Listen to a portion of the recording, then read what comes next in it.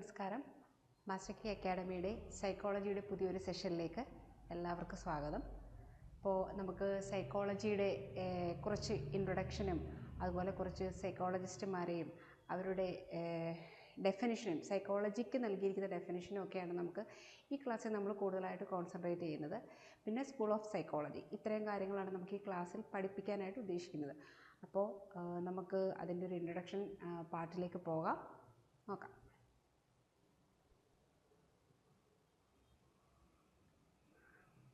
നമുക്ക് ആദ്യമായിട്ട് സൈക്കോളജിയുടെ ഡെഫിനിഷനെ കുറിച്ചാണ് നോക്കേണ്ടത്.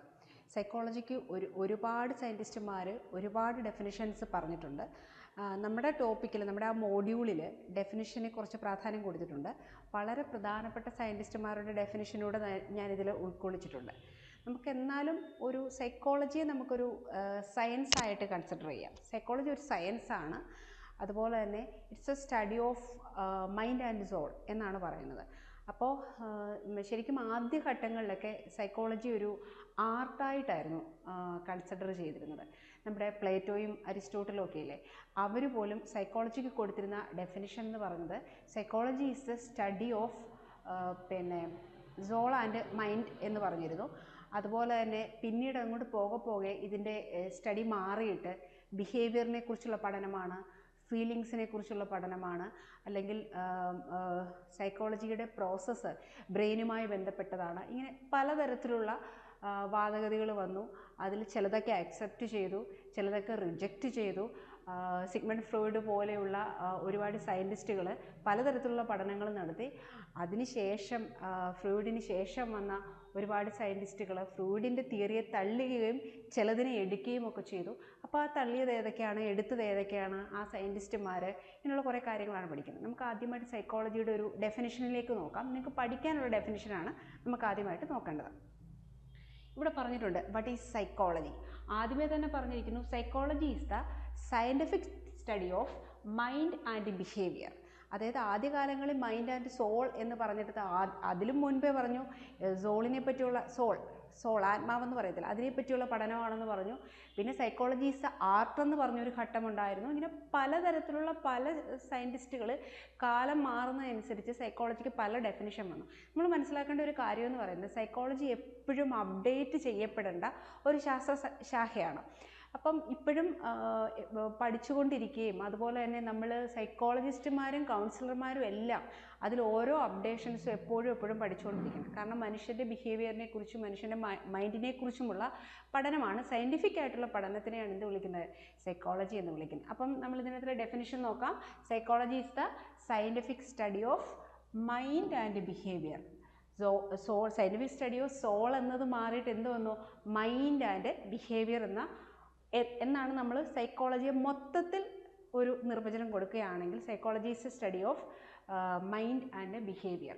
It encompasses a vast range of topics. അതായത് സൈക്കോളജി ഒരുപാട് ടോപ്പിക്സിനെ കുറിച്ച്, മനുഷ്യൻ്റെ ചിന്തകൾ, അതുപോലെ തന്നെ ബിഹേവിയർ, അങ്ങനെയുള്ള ഒരുപാട് ടോപ്പിക്സിനെ കുറിച്ച് പഠിക്കുന്നുണ്ട്. From the brain works to how we interact with. അതായത് ബ്രെയിനിൻ്റെ പഠനം, അതായത് സൈക്കോളജിയിലെ ബിഹേവിയറിനെയും മൈൻഡിനെയൊക്കെ കൺട്രോൾ ചെയ്യുന്ന ബ്രെയിനിൻ്റെ പഠനത്തെക്കുറിച്ചും അതെങ്ങനെയാണ് ഇൻട്രാക്ട് ചെയ്യുന്നത്, മറ്റുള്ളവരുമായിട്ട് ഇൻട്രാക്ട് ചെയ്യുന്നത് എങ്ങനെ എന്നുള്ളത്, മറ്റുള്ളതുമായിട്ട് ഇൻട്രാക്ട് ചെയ്യുന്നത് എങ്ങനെയൊക്കെയുള്ള പഠനം സൈക്കോളജിയുടെ ഭാഗമായിട്ടാണ് വരുന്നത്. അപ്പം നിങ്ങൾ എപ്പോഴും ഓർത്തിരിക്കേണ്ട ഒരു പ്രധാനപ്പെട്ട ഡെഫിനിഷൻ എന്ന് പറയുന്നത് psychology is A scientific study of brain and mind, behaviour and mind. Brain അത് കഴിഞ്ഞിട്ടാണ് വരുന്നത്. എന്ന് വെച്ചാൽ ബിഹേവിയറും ബ്രെയിനും മൈൻഡും ഒക്കെ തമ്മിൽ കണക്ട് ചെയ്തിരിക്കുകയാണ്. ബ്രെയിനിൻ്റെ പല ലോബ്സും സൈക്കോളജിയുമായിട്ട് ബന്ധപ്പെടുത്തി പറയുകയാണെങ്കിൽ ഓരോ ഭാഗത്തിനും, മനുഷ്യൻ്റെ ചിന്തകളിൽ ഓരോ ഭാഗത്തിനും ഓരോ ഫങ്ഷൻസ് ആണുള്ളത്. അപ്പോൾ അങ്ങനെ നോക്കുമ്പോഴത്തേക്കിനും എങ്ങനെയാണ് ബ്രെയിൻ പ്രവർത്തിക്കുന്നത്, ഒരു മനുഷ്യൻ്റെ ബിഹേവിയറിലും മൈൻഡിൻ്റെ പ്രവർത്തനങ്ങളിലും ഒക്കെ എങ്ങനെയാണ് ബ്രെയിൻ പ്രവർത്തിക്കുന്നത്. പിന്നെ സൈക്കോളജിസ്റ്റ് ഇതിന് വേണ്ടിയിട്ട് പലതരത്തിലുള്ള മെത്തേഡ്സാണ് യൂസ് ചെയ്യുന്നത്. അത് ഇതിനെക്കുറിച്ചുള്ള പഠനത്തിലും തുടർ പഠനങ്ങളിലും ഒക്കെ പലതരത്തിലുള്ള മെത്തേഡ്സ് യൂസ് ചെയ്തു. ആ മെത്തേഡ്സൊക്കെ ഇനി വരുന്ന ക്ലാസ്സുകളിൽ നമുക്ക് ഇവിടെ ഡിസ്കസ് ചെയ്യേണ്ടതാണ്. Understand human behaviour including experiment, surveys and observation. അപ്പം പലതരത്തിലുള്ള പഠനങ്ങൾ സൈക്കോളജിസ്റ്റ് നടത്തി. പലതരം ഡെഫിനിഷൻസ് വന്നു. നമ്മുടെ ബ്രെയിനിൻ്റെ പലതരത്തിലുള്ള ഭാഗങ്ങൾ ഈ മൈൻഡും അതുപോലെ തന്നെ ബിഹേവിയറുമായിട്ടുള്ള പ്രവർത്തനങ്ങളിൽ വരുന്നുണ്ട്. ഹ്യൂമൻ ബീയിങ്സ് ഈ സൈക്കോളജിയിലെ പഠനങ്ങൾ എക്സ്പെരിമെൻറ്റിലൂടെയും സർവേയിലൂടെയും ഒക്കെ പലതരത്തിലുള്ള പഠനങ്ങൾ നടത്തി. അപ്പം നമ്മൾ ഇതിനകത്തിൽ ഏറ്റവും പ്രധാനമായിട്ട് മനസ്സിലാക്കേണ്ട കാര്യം എന്താണ്? Psychology is the scientific study of brain and behaviour. Brain and behaviour അല്ല, sorry, mind and behaviour. Brain ഇതിൻ്റെ ഭാഗമായിട്ട് വരുന്നതാണ്. മൈൻഡും ബിഹേവിയറും ഒരുമിച്ച് ചേരുന്ന ബ്രെയിനിൻ്റെ ലോബ്സ് ഇതിന് വേണ്ടിയിട്ട് പ്രവർത്തിക്കുന്നതാണ്. ബ്രെയിനിലെ പലതരത്തിലുള്ള ലോബ്സ്. അപ്പോൾ ഓർക്കുക, മൈൻഡ് ആൻഡ് ബിഹേവിയർ.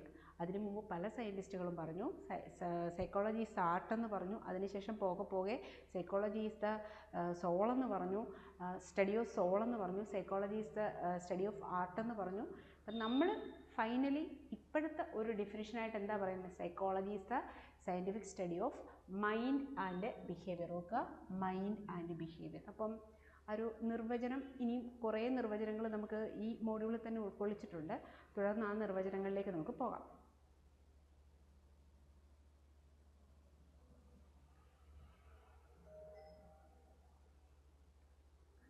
ഇപ്പം നമ്മൾ പറഞ്ഞിരുന്നല്ലോ സൈക്കോളജിയിലെ പലതരത്തിലുള്ള പഠനങ്ങളുണ്ട്. ഒരുപാട് മേഖലകളുണ്ട്. സൈക്കോളജിക്ക് പലതരത്തിലുള്ള ബ്രാഞ്ചുകളുണ്ട്. ഓരോ പഠനങ്ങൾക്കനുസരിച്ച് സൈക്കോളജിയുടെ ബ്രാഞ്ചുകൾ വ്യത്യാസപ്പെട്ടിരിക്കുന്നു.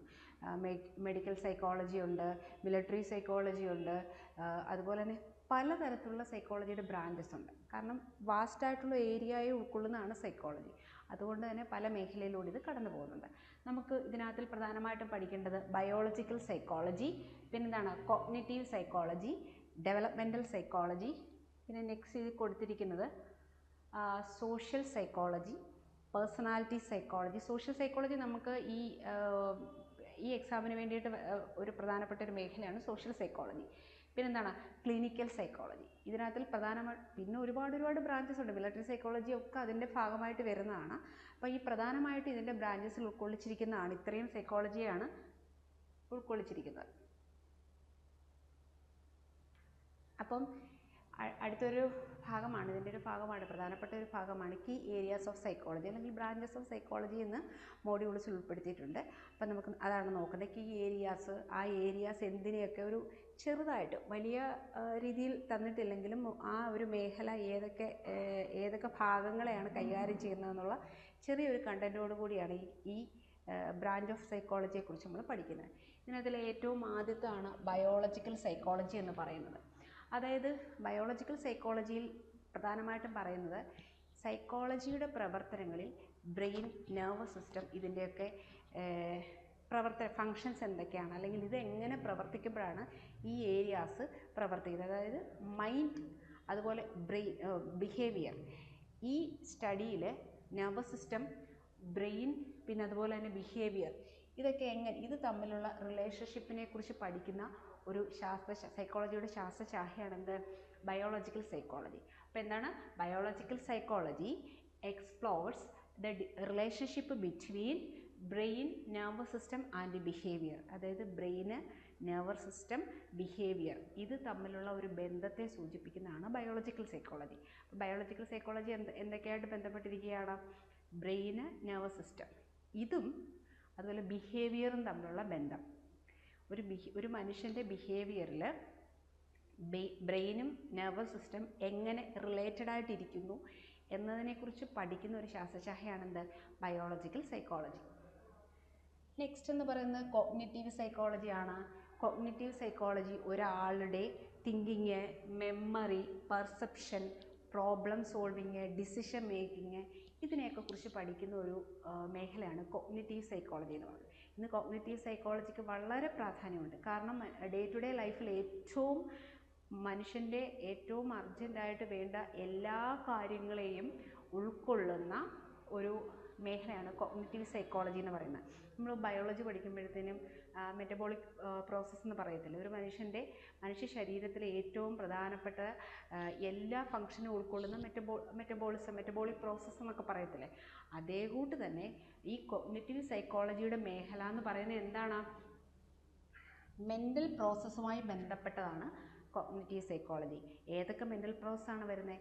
മെമ്മറി വരുന്നുണ്ട്, തിങ്കിങ് വരുന്നുണ്ട്, അതുപോലെ perception, problem solving, decision making, ഇങ്ങനെ വരുന്ന മെൻ്റൽ പ്രോസസ്സിനെ എല്ലാം കൂടെ ചേർത്തുള്ള സ്റ്റഡിയാണ് എന്ത് വിളിക്കുന്നത്? കോഗ്നിറ്റീവ് സൈക്കോളജി എന്ന് വിളിക്കുന്നത്. അപ്പോൾ എന്താണ്? Cognitive psychology studies mental process like thinking, memory, problem solving, decision making, അതുപോലെ തന്നെ പെർസെപ്ഷൻ. ഡിസിഷൻ മേക്കിംഗ് ഒക്കെ ഇതിൻ്റെ ഭാഗമായിട്ട് വരുന്നതാണ് കേട്ടോ.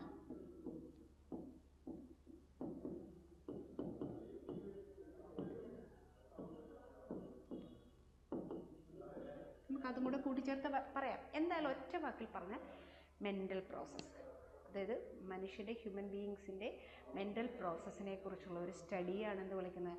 കോഗ്നിറ്റീവ് സൈക്കോളജി എന്ന് വിളിക്കുന്നത്. അടുത്ത ഒരു സൈക്കോളജിയാണ് ഡെവലപ്മെൻ്റൽ സൈക്കോളജി. ഡെവലപ്മെൻ്റൽ സൈക്കോളജി എന്ന് പറഞ്ഞാൽ ഒരു മനുഷ്യനൊരു ഹ്യൂമൻ ബീയിങ്ങിൻ്റെ birth to life, end of the life, ഒരു ഹ്യൂമൻ ബീയിങ്ങിൻ്റെ അത് ഒരു കുഞ്ഞ് ജനിക്കുന്നത് മുതൽ അവൻ്റെ ജീവിത അവസാനം വരെയുള്ള ഗ്രോത്ത് ആൻഡ് ഡെവലപ്മെൻറ്റ്, ആ മേഖലയെക്കുറിച്ചുള്ള പഠനത്തിനെയാണ് എന്ത് വിളിക്കുന്നത്? ഡെവലപ്മെൻ്റൽ സൈക്കോളജി എന്ന് വിളിക്കുന്നത്. അപ്പോൾ എന്താണ് ഡെവലപ്മെൻ്റൽ സൈക്കോളജി? എക്സാമിൻസ്, അതിൻ്റെ സ്റ്റഡിയാണ് ഹൗ പീപ്പിൾ ചേഞ്ച്, അതായത് മനുഷ്യർക്കുണ്ടാകുന്ന മാറ്റങ്ങൾ, how people change, grow throughout their life span. അപ്പം ഡെവലപ്മെൻ്റൽ സൈക്കോളജി ഞാൻ പറഞ്ഞല്ലോ, birth to end of the life, അല്ലെങ്കിൽ ഒരു ലൈഫ് സ്പാനിലെ ഗ്രോ, ഡെവലപ്മെൻറ്റ്, ഇതിനെക്കുറിച്ചുള്ള സ്റ്റഡിയാണ് എന്ത് വിളിക്കുന്നത്? ഡെവലപ്മെൻ്റൽ സൈക്കോളജി എന്ന് വിളിക്കുന്നത്. എന്ന് വെച്ചാൽ ഒരു മനുഷ്യൻ്റെ ജനനം മുതൽ അവൻ്റെ ജീവിത അവസാനം വരെയുള്ള ഘട്ടങ്ങളെക്കുറിച്ചുള്ള പഠനത്തിനെയാണ് എന്ത് വിളിക്കുന്നത്? ഡെവലപ്മെൻ്റൽ സൈക്കോളജി എന്ന് വിളിക്കുന്നത്. അപ്പോൾ മനസ്സിലായല്ലോ? ബയോളജിക്കൽ സൈക്കോളജി പറഞ്ഞു, കോഗ്നിറ്റീവ് സൈക്കോളജി പറഞ്ഞു, ഡെവലപ്മെൻ്റൽ സൈക്കോളജി പറഞ്ഞു. ഇനി അടുത്ത ബ്രാഞ്ചിലേക്ക് പോവാം.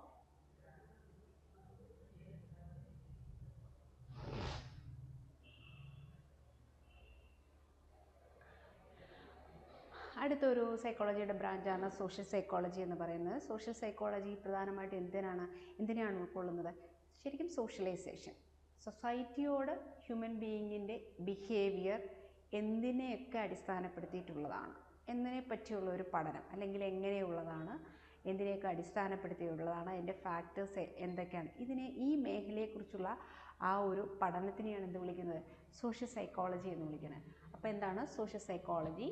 Focus on how people interact with each other, മറ്റുള്ളവരുമായിട്ട് പീപ്പിൾ എങ്ങനെ ഇൻട്രാക്ട് ചെയ്യുന്നു, how social factors influence behaviour, ആ ഇൻട്രാക്ട് ചെയ്യുന്നതിന് ഘടകമാകുന്ന സൊസൈറ്റിയിൽ സോഷ്യലി ഘടകമാകുന്നത് എന്തെല്ലാമാണ്, ഇതിനെക്കുറിച്ചുള്ള ഒരു പഠനമാണ് എന്ത്?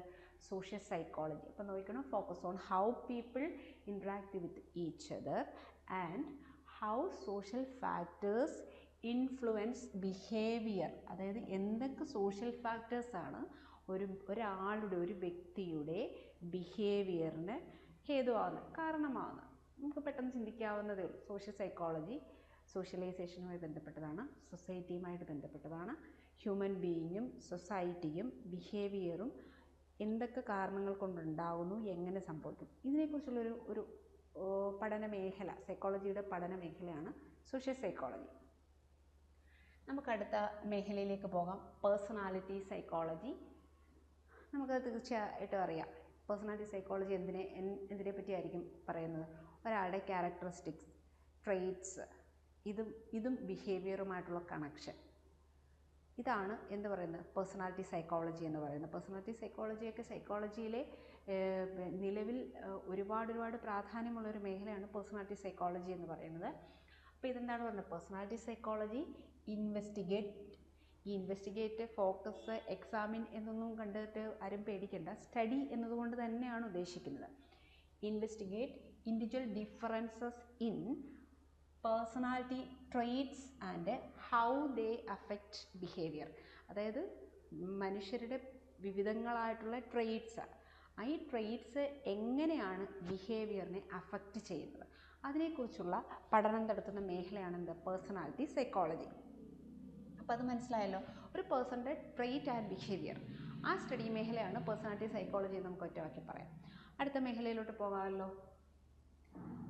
Next clinical സൈക്കോളജിയാണ്. നമ്മൾ ഇത്രയും പറഞ്ഞ കാര്യങ്ങളുടെ ഇപ്പം നമ്മൾ സോഷ്യൽ സൈക്കോളജി പറഞ്ഞു, പേഴ്സണാലിറ്റി സൈക്കോളജി പറഞ്ഞു, ഇങ്ങനെയുള്ള പല മേഖലയെക്കുറിച്ച് പറയുമ്പോഴും ക്ലിനിക്കലി ഉള്ളൊരു അപ്രോച്ച്, സൈക്കോളജി മനുഷ്യ മനസ്സുകളുടെ പഠനങ്ങളിൽ ക്ലിനിക്കലി ഉള്ള ഒരു അപ്രോച്ച്, അതിനകത്ത് ഡയഗ്നോസിസ് വരുന്നുണ്ട്, ട്രീറ്റ്മെൻറ്റ് വരുന്നുണ്ട്.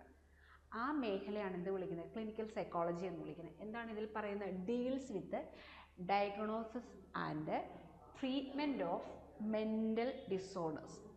നമ്മൾ പലതരത്തിലുള്ള പഠനങ്ങൾ നടത്തുന്നു. പഠനങ്ങൾ നടത്തുന്ന സമയത്ത് അതിൽ എന്തെങ്കിലും കുഴപ്പമുണ്ട് എന്ന് കാണുമ്പം, നമുക്കറിയാമല്ലോ സൈക്കോളജി എന്ന് പറയുന്നത് മെൻ്റൽ പ്രോസസ്സുമായിട്ട് ബന്ധപ്പെട്ടിരിക്കുന്നതാണ്. അതായത് മനുഷ്യൻ്റെ മൈൻഡ് ആൻഡ് ബിഹേവിയറിനെ കുറിച്ചുള്ള പഠനമാണ്.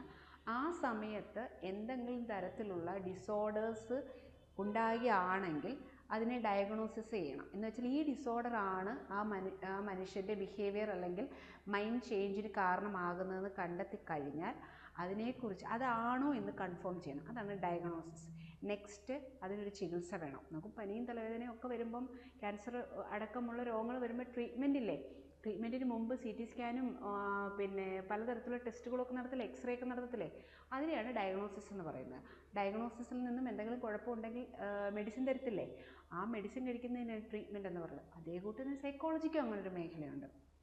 ഫസ്റ്റ് എന്തെങ്കിലും മെൻ്റൽ ഡിസോർഡേഴ്സ് ഉണ്ടാവുകയാണെങ്കിൽ ഡയഗ്നോസിസ് ചെയ്യുക, അതിനുശേഷം എന്താണ്? ട്രീറ്റ്മെൻറ്റ് എടുക്കുക. അതിനെയാണ്, ആ മേഖലയാണ്, അത് ക്ലിനിക്കൽ സൈക്കോളജിസ്റ്റുമാർക്ക് മാത്രമേ കഴിയത്തുള്ളൂ. ക്ലിനിക്കൽ സൈക്കോളജിയുമായി മാത്രം ബന്ധപ്പെട്ടിരിക്കുന്ന മറ്റൊരു മേഖലയാണത്. അപ്പോൾ ഡിസോർഡേഴ്സ് ഉണ്ടാകുകയാണെങ്കിൽ ഡയഗ്നോസിസും ട്രീറ്റ്മെൻറ്റും പറയുന്ന മേഖലയാണ് എന്ത്? Clinical psychology. മനസ്സിലായി കാണുമല്ലോ. അപ്പം സൈക്കോളജിയിൽ നമ്മളിപ്പോൾ സോഷ്യൽ സൈക്കോളജി എന്ന് പറയുന്നു, സൊസൈറ്റിയും ഹ്യൂമൻ ബിഹേവിയറും. ഒറ്റ വാക്കിൽ ഓർക്കാൻ വേണ്ടിയിട്ടുള്ള ചില കാര്യങ്ങളാണ് പറയുന്നത്. നെക്സ്റ്റ് നമ്മൾ പേഴ്സണാലിറ്റി സൈക്കോളജി എന്ന് പറഞ്ഞു. പേഴ്സണാലിറ്റി സൈക്കോളജി എന്ന് പറയുമ്പോൾ നമ്മൾ ഓർക്കേണ്ട കീവേഡ്സ് എന്തൊക്കെയാണ്? Treat and behaviour. Next clinical psychology പറഞ്ഞു. ക്ലിനിക്കൽ സൈക്കോളജി പറയുമ്പോൾ ഓർക്കേണ്ട കീവേഡ്സ് എന്തൊക്കെയാണ്? Mental disorders, diagnosis, treatment. അപ്പം ഇത്രയും ബ്രാഞ്ചസാണ് നമ്മൾ പ്രധാനമായിട്ടും, പിന്നെയും ഒരുപാട് സ്റ്റഡി മേഖലയുണ്ട് കേട്ടോ.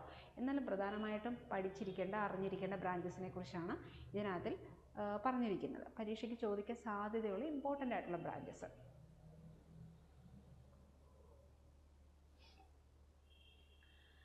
നമ്മൾ ഇത്രയും നേരവും സൈക്കോളജിയുടെ ഡെഫിനിഷൻ പറഞ്ഞു, ബ്രാഞ്ച് പറഞ്ഞു. എന്തായാലും സൈക്കോളജി എന്ന് പറയുമ്പോഴത്തേന് അതിൻ്റെ ഇതിലേക്കൊക്കെ എത്തിച്ചേർന്ന ഒരു ചരിത്രമുണ്ടായിരിക്കുമല്ലോ. അതിനെക്കുറിച്ച് കുറച്ച് കാര്യങ്ങളൂടെ മനസ്സിലാക്കുന്നത് നല്ലതാണ്. കാരണം ചിലപ്പം അങ്ങനെയുള്ള അതിൻ്റെ ഒരു ഇൻട്രൊഡക്ഷൻ പാർട്ടിനകത്തിൽ അങ്ങനെ ഒരു ക്വസ്റ്റ്യനൊക്കെ വരാനുള്ള ചാൻസ് ഉണ്ട്. വരാതിരിക്കാൻ സാധ്യതയില്ല, കാരണം ചിലപ്പം വരാം. അപ്പം നമ്മൾ ഇൻട്രൊഡക്ഷൻ നിങ്ങൾക്ക് മൊഡ്യൂളിൽ തന്നിട്ടുള്ളത് കൊണ്ട് തന്നെ ഈ മേഖലയും കൂടിയൊക്കെ നമുക്ക് നോക്കാം. ഈ ഹിസ്റ്ററിയും കൂടെ ഒന്ന് നോക്കി പോകാം. സൈക്കോളജിയിൽ പറയാനായിട്ട് ഒരുപാട് ഹിസ്റ്ററി ഉണ്ട്, ഒരുപാട് സയൻറ്റിസ്റ്റുകളുടെ സംഭാവനയുണ്ട്. അതൊന്നും ഏറ്റവും പ്രധാനപ്പെട്ട കുറച്ച് കാര്യങ്ങളാണ് നമുക്കിവിടെ ഇന്ന് ഡിസ്കസ് ചെയ്യാനുള്ളത്. അപ്പോൾ നമുക്ക് ആ ഒരു മേഖലയിലേക്ക് പോകാം.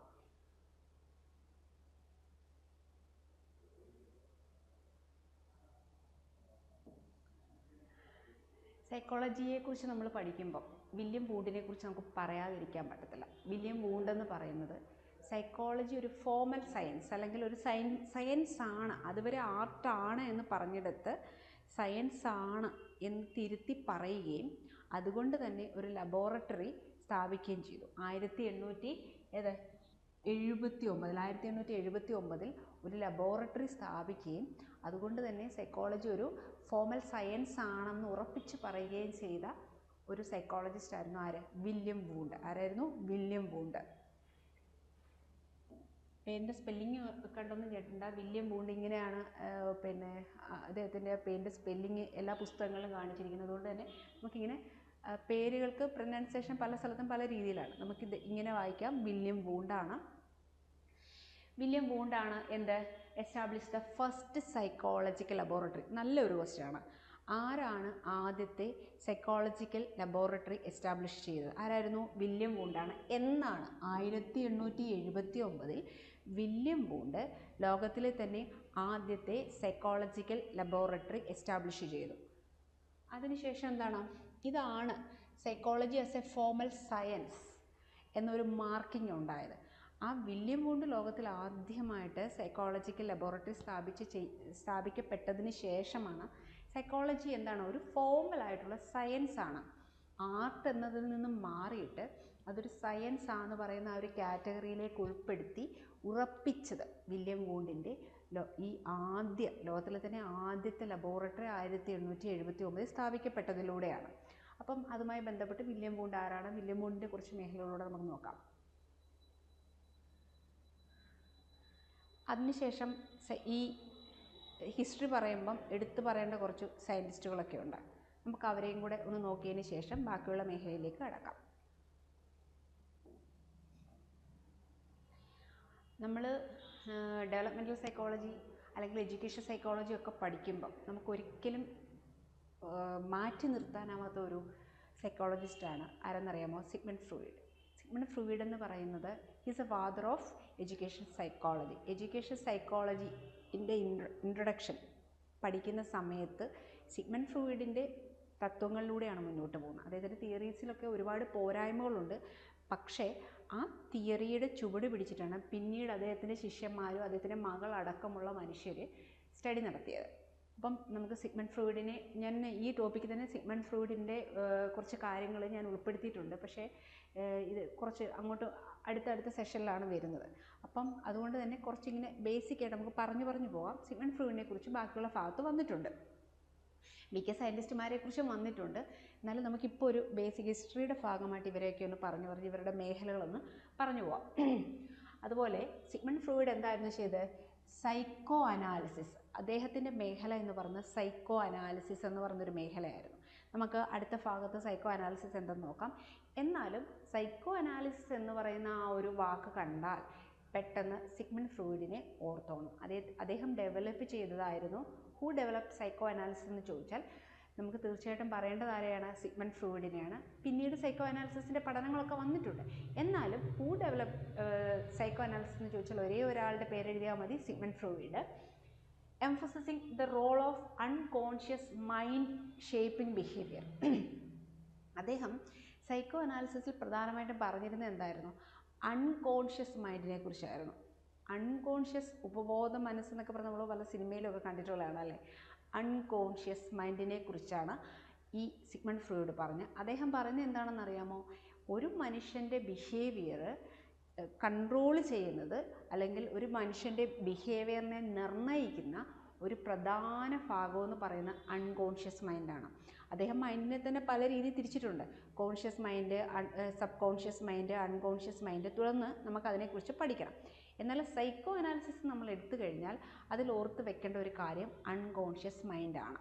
അദ്ദേഹം പറഞ്ഞ എന്തായിരുന്നു? അൺകോൺഷ്യസ് മൈൻഡാണ് ഒരു മനുഷ്യൻ്റെ ബിഹേവിയറിനെ നിർണ്ണയിക്കുന്നത് അല്ലെങ്കിൽ അതിനെ കൺട്രോൾ ചെയ്യുന്ന ഏറ്റവും പ്രധാന ഘടകം അൺകോൺഷ്യസ് മൈൻഡാണെന്ന് പറഞ്ഞു. അപ്പോൾ സിഗ്മണ്ട് ഫ്രോയിഡ് ഡെവലപ്പ് ചെയ്ത ഒരു സൈക്കോളജി സ്റ്റഡി എന്തായിരുന്നു? Psycho analysis. അത് എന്തുമായിട്ട് ബന്ധപ്പെട്ടിരിക്കുന്നു? അൺകോൺഷ്യസ് മൈൻഡുമായിട്ട് ബന്ധപ്പെട്ടിരിക്കുന്നു. അദ്ദേഹം എന്തായിരുന്നു പറഞ്ഞത്? അൺകോൺഷ്യസ് മൈൻഡാണ് ഹ്യൂമൻ ബിഹേവിയറിനെ നിയന്ത്രിക്കുന്നത്, നിർണ്ണയിക്കുന്നത് എന്നൊക്കെ അദ്ദേഹം പറഞ്ഞു. ഒരു പ്രധാന റോള് വഹിക്കുന്നത് എന്താണ്? അൺകോൺഷ്യസ് മൈൻഡാണ് ഹ്യൂമൻ ബിഹേവിയർ. അതാണ് അദ്ദേഹം പറഞ്ഞ സൈക്കോ അനാലിസിസ് തിയറി. ആരായിരുന്നു? Psycho analysis theory develop by Sigmund Freud. മറക്കരുത്, സൈക്കോ അനാലിസിസ് തിയറി സിഗ്മണ്ട് ഫ്രോയിഡിൻ്റെ ആണ്. ഒരു ബിഹേവിയറിനെ ഷേപ്പ് ചെയ്യുന്നതിൽ അതെന്താ പറഞ്ഞത്? Emphasising the role of the unconscious mind in shaping behaviour. ഒരു ബിഹേവിയറിനെ ഷേപ്പ് ചെയ്യുന്നതിൽ അൺകോൺഷ്യസ് മൈൻഡിൻ്റെ റോള് വളരെ വലുതാണ് എന്നായിരുന്നു എന്ത് പറഞ്ഞത്? സിഗ്മണ്ട് ഫ്രോയിഡ് പറഞ്ഞത്.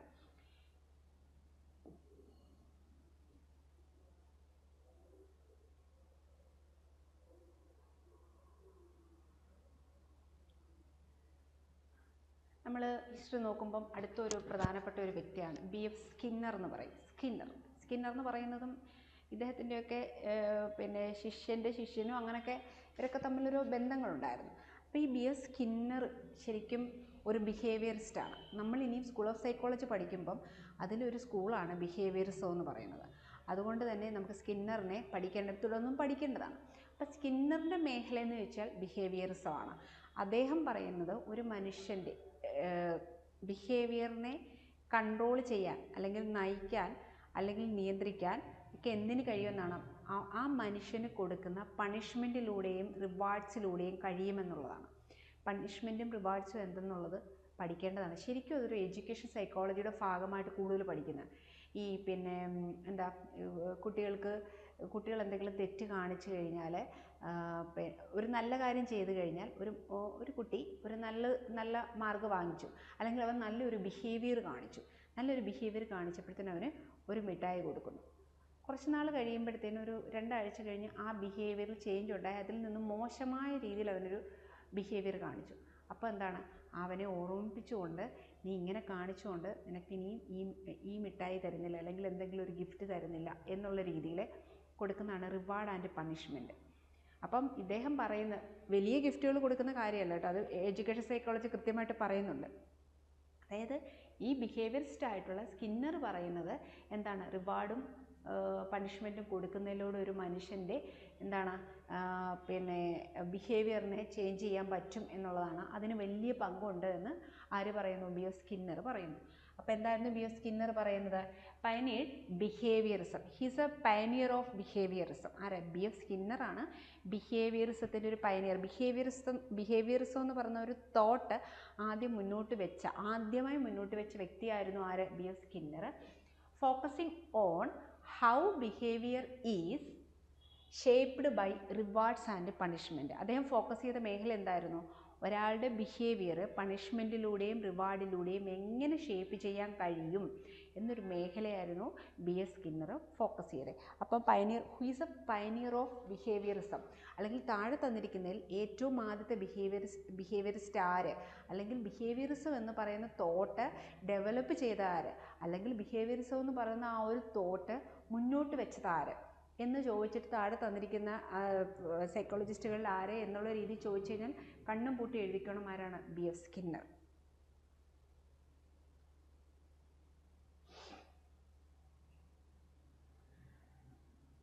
ഇനി നമ്മൾ അടുത്തൊരു സൈക്കോളജിസ്റ്റിനെ കുറിച്ചൊന്ന് ചെറുതായിട്ടൊന്ന് പറയാം. അദ്ദേഹത്തിൻ്റെ പേര് കാൾ റോജേഴ്സ് എന്നാണ്. കാൾ റോജേഴ്സ് എന്നോ ഒക്കെ പറയാം. ഇദ്ദേഹമാണ് ഹ്യൂമനിസ്റ്റിക് സൈക്കോളജി എന്ന് പറയുന്ന ഒരു മേഖല മുന്നോട്ട് വെച്ചത്. നമ്മൾ മുമ്പേ ക്ലിനിക്കൽ സൈക്കോളജിയും പലതരത്തിലുള്ള സൈക്കോളജിയെക്കുറിച്ച് പറഞ്ഞു. ഞാൻ അന്നേരം അതിനകത്ത് കോട്ട് ചെയ്യാത്തൊരു മേഖലയാണ് ഹ്യൂമനിസ്റ്റിക് സൈക്കോളജി എന്ന് പറയുന്നത്. അപ്പോൾ ഹ്യൂമനിസ്റ്റിക് സൈക്കോളജി മുന്നോട്ട് വെച്ച അല്ലെങ്കിൽ ഡെവലപ്പ് ചെയ്ത ആരെന്ന് ചോദിച്ചാൽ എന്ത് പറയും? കാൾ റോജേഴ്സ് ആണ് ഹ്യൂമനിസ്റ്റിക് സൈക്കോളജി മുന്നോട്ട് വെച്ചു. അപ്പോൾ എന്തായിരുന്നു? ഹ്യൂമനിസ്റ്റിക് സൈക്കോളജി മുന്നോട്ട് വെച്ച അല്ലെങ്കിൽ ഡെവലപ്പ് ചെയ്ത ആരായിരുന്നു? കാൾ റോജേഴ്സ് ആണ്. അതുപോലെ emphasising the importance of personal growth and self actualisation. അപ്പോൾ ഈ ഹ്യൂമനിസ്റ്റിക് സൈക്കോളജിക്കകത്തിൽ പറയുന്ന ഒരു കാര്യം, മനുഷ്യനെക്കുറിച്ചുള്ള അല്ലെങ്കിൽ മനുഷ്യൻ അവൻ്റെ ബിഹേവിയറുമായി ബന്ധപ്പെടുത്തിയ ഒരു സൈക്കോളജി മേഖലയാണ് ഹ്യൂമനിസ്റ്റിക് സൈക്കോളജി. അപ്പോൾ ഹ്യൂമനിസ്റ്റിക് സൈക്കോളജിയിൽ എന്താണ് പറയുന്നത്? പേഴ്സണൽ ഗ്രോത്തും സെൽഫ് ആക്ച്വലൈസേഷൻ ഇതെല്ലാം പഠിക്കാനുള്ളതാണ്. മനുഷ്യൻ്റെ പേഴ്സണൽ ഗ്രോത്തുമായി ബന്ധപ്പെട്ടും സെൽഫ് ആക്ച്വലൈസേഷനെ കുറിച്ചും, അതായത് നമ്മളെക്കുറിച്ചൊക്കെ മനസ്സിലാക്കുക, നമ്മൾ എന്താണ് ആക്ച്വൽ സെൽഫ്, അങ്ങനെയൊക്കെ പലതരത്തിലുള്ള സെൽഫുകളുണ്ട്. അപ്പം നമ്മളെ അറിയുക, സെൽഫ് അവെയർനെസ്, ഇതിൻ്റെയൊക്കെ ഭാഗമായിട്ടാണ് എന്ത് വരുന്നത്? സെൽഫ് ആക്ച്വലൈസേഷൻ എന്ന് പറയുന്നത്. അപ്പോൾ ഹ്യൂമനിസ്റ്റിക് സൈക്കോളജി ഡെവലപ്പ് ചെയ്ത ആര്? ഹു ഡെവലപ്ഡ് ഹ്യൂമനിസ്റ്റിക് സൈക്കോളജി എന്ന് ചോദിച്ചു കഴിഞ്ഞാൽ എന്ത് നമുക്ക് പറയാം? കാൾ റോജേഴ്സ് എന്ന് പറയാം. അപ്പം നമ്മൾ ഓർക്കേണ്ട കീവേഡ്സ് എന്തൊക്കെയാണ്? Personal growth and self actualisation. ഓർക്കുക, personal growth and self actualisation. അതുപോലെ കാൾ റോജേഴ്സ് ആണ് ഫാദർ ഓഫ് ഹ്യൂമനിസ്റ്റിക് സൈക്കോളജി എന്നോ അല്ലെങ്കിൽ ഹു ഡെവലപ്ഡ് ഹ്യൂമനിസ്റ്റിക് സൈക്കോളജി എന്ന് ചോദിച്ചു കഴിഞ്ഞാൽ ആരാണ്? കാൾ റോജേഴ്സ് എന്ന് പറയാം. അതുപോലെ തന്നെ പേഴ്സണൽ ഗ്രോത്തും സെൽഫ് ആക്ച്വലൈസേഷനും ഹ്യൂമനിസ്റ്റിക് സൈക്കോളജിയുടെ ഭാഗമായിട്ട് വരുന്നതാണ്, അല്ലെങ്കിൽ ഒരു ഹ്യൂമൻ ബീയിങ്ങിൻ്റെ ബിഹേവിയറിൽ പ്രധാനപ്പെട്ട റോള് വഹിക്കുന്ന ഒന്നാണ് എന്ന് ആര് പറഞ്ഞു? കാൾ റോജേഴ്സ് പറഞ്ഞു. അദ്ദേഹവും പ്രധാനപ്പെട്ട ഒരു സൈക്കോളജിസ്റ്റാണ്. സൈക്കോളജിയുടെ ഹിസ്റ്ററി എടുത്ത് നോക്കുമ്പോൾ അപ്പോൾ ആരെക്കുറിച്ച് നമ്മൾ പറഞ്ഞു? വില്യം വൂണ്ടിനെ കുറിച്ച് പറഞ്ഞു. അദ്ദേഹമാണ് ഫസ്റ്റ് ലബോറട്ടറി, ലോകത്തിലെ തന്നെ ആദ്യത്തെ ലബോറട്ടറി 1879. കീവേഡ് ഏത് വേണം? Formal science. He's the father of psychology. ഒരു ഫോമൽ സയൻസ് ആയിട്ട് മുന്നോട്ട് വെച്ചത്, അല്ലെങ്കിൽ അതിനുശേഷമാണ് സൈക്കോളജി ഒരു ഫോമൽ സയൻസ് ആയിട്ട് മാറിയത്. ആർക്ക് ശേഷം? ഈ വില്യം വൂണ്ടിന് ശേഷം. പിന്നാണ് സിഗ്മണ്ട് ഫ്രൂയിഡിനെ പറഞ്ഞു. അപ്പം നമ്മൾ ഓർക്കേണ്ട കീവേഡ് സൈക്കോ അനാലിസിസ്. അദ്ദേഹമാണ് സൈക്കോ അനാലിസിസ് ഡെവലപ്പ് ചെയ്തത്. കീവേഡ്സ് എന്തൊക്കെയായിരുന്നു? അൺകോൺഷ്യസ് മൈൻഡ് ആൻഡ് എന്ത് ഷേപ്പിംഗ് ബിഹേവിയർ. അൺകോൺഷ്യസ് മൈൻഡാണ് ബിഹേവിയറിനെ ഷേപ്പ് ചെയ്തതെന്ന് പറഞ്ഞു. അതിനുശേഷം ബി എഫ് സ്കിന്നറിനെ കുറിച്ച് പറഞ്ഞു. അദ്ദേഹം ഒരു ബിഹേവിയറിസത്തിൻ്റെ പയനിയറായിട്ട്, അതായത് ബിഹേവിയറിസം ആദ്യമായിട്ട് മുന്നോട്ട് വെച്ച വ്യക്തിയാണ്. കീവേഡ്സ് എന്തൊക്കെ പറയണം? റിവാർഡ്സും പണിഷ്മെൻറ്റും. ഒരു ബിഹേവിയർ ഷേപ്പ് ചെയ്യുന്നതിൽ റിവാർഡ്സും പണിഷ്മെൻറ്റിനും വളരെ പ്രാധാന്യമുണ്ട് എന്ന് പറഞ്ഞ ഒരു വ്യക്തി. ഇതിനുശേഷം പഠനങ്ങളുണ്ട് കേട്ടോ, ഇതൊക്കെ തന്നെ ആണെന്നുള്ളതല്ല. ഒരുപാട് സൈക്കോളജിസ്റ്റ് ഇന്നും പഠനം നടത്തിക്കൊണ്ടിരിക്കുന്നു. പുതിയ കാര്യങ്ങൾ കണ്ടുപിടിക്കുന്നു. ഹ്യൂമൻ മൈൻഡ് അല്ലെങ്കിൽ ബിഹേവിയർ എന്ന് പറയുന്ന ഒരു വാസ്റ്റ് ആയിട്ടുള്ളൊരു മേഖലയാണ്. ഇനിയും കണ്ടെത്താൻ ഒരുപാടുള്ള മേഖലയാണ്. നെക്സ്റ്റ് എന്താണ്? Humanistic psychology. Who developed humanistic psychology എന്ന് ചോദിച്ചു കഴിഞ്ഞാൽ കാൾ റോഗേഴ്സ് ആണ്. അതുപോലെ എന്താണ് ഇതുമായി അദ്ദേഹം എന്താണ് പറഞ്ഞത്? ഈ പേഴ്സണൽ ഗ്രോത്തും സെൽഫ് ആക്ച്വലൈസേഷനെ കുറിച്ചും ആദ്യമായിട്ട് പറഞ്ഞ ആരായിരുന്നു? കാൾ റോഗേഴ്സ്. നമുക്കിനി അടുത്ത ആളെ നോക്കാം.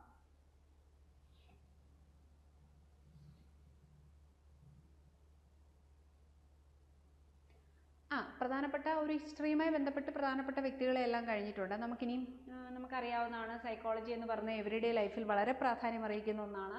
Psychology is not just a subject.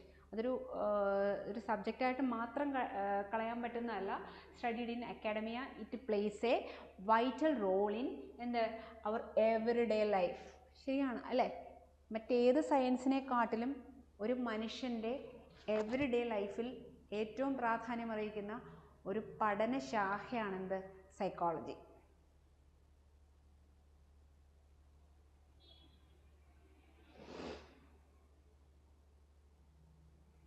നമ്മളിപ്പോൾ ഇത്ര നേരം സ്കിന്നറിനെ കുറിച്ച് പറഞ്ഞു, പിന്നെ സിഗ്മണ്ട് ഫ്രോയിഡിനെ കുറിച്ച് പറഞ്ഞു, കാൾ റോഗേഴ്സിനെ കുറിച്ച് പറഞ്ഞു, വില്യം വൂഡിനെ കുറിച്ച് പറഞ്ഞു. ഇനി കുറച്ച് ആളുകളെയും കൂടെ പറഞ്ഞു കഴിഞ്ഞാൽ സൈക്കോളജിയുടെ ഒരു ഇൻട്രൊഡക്ഷനും ഹിസ്റ്ററിയൊക്കെ കഴിയത്തുള്ളൂ. നമുക്ക് അവരെയും കൂടെ ഒന്ന് നോക്കാം, അവരുടെ മേഖലയും നോക്കാം.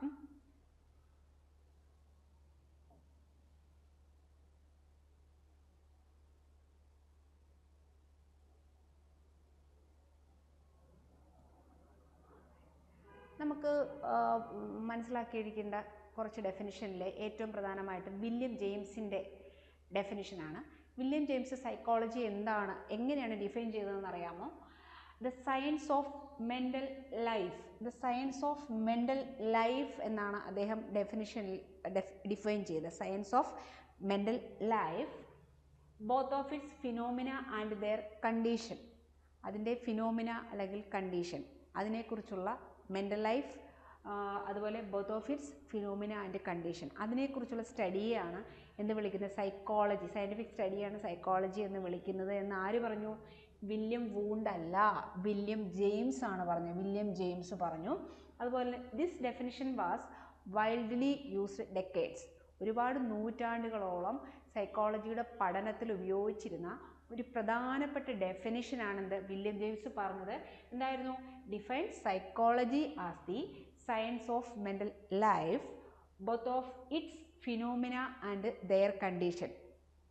എന്ന് മെൻ്റൽ ലൈഫ്, നമ്മൾ പെട്ടെന്ന് കുറേ ഡെഫിനിഷൻസ് വരുമ്പോൾ തെറ്റിപ്പോകാതിരിക്കാൻ ഒറ്റ വാക്കിൽ ഓർത്തിരിക്കേണ്ടതാണ്. Psychology is the study of mental life എന്ന് പറഞ്ഞ ആര്? ചിലപ്പോൾ അങ്ങനെയൊക്കെ ആയിരിക്കും തന്നിരിക്കുന്നത്. ഈ ഡെഫിനിഷൻ്റെ ഏതെങ്കിലും ഒരു ഭാഗം തരും. അപ്പം നമ്മളതിലെ കീവേഡ്സ് ഓർത്തോണം. ഓർക്കുമ്പോൾ നമുക്ക് താഴെ തന്നിരിക്കുന്നതിൽ ആരാണ് ഇങ്ങനെ സൈക്കോളജിയെ ഡിഫൈൻ ചെയ്തത്. അപ്പോൾ ഈ മെൻ്റൽ ലൈഫ് എന്ന് പറയുന്ന ആ ഒരു വാക്ക് ഓർത്ത് കഴിഞ്ഞാൽ പെട്ടെന്ന് നിങ്ങൾക്ക് സൈക്കോളജി ഇന്ന ആളാണെന്ന് മനസ്സിലാക്കാൻ പറ്റും. അപ്പം psychology is a mental life എന്ന്, science of mental life, psychology is the science of mental life എന്ന് പറഞ്ഞിരുന്ന ആരാണ്? വില്യം ജെയിംസ് ആണ്. അപ്പോൾ അത് മറന്നു പോകരുത്.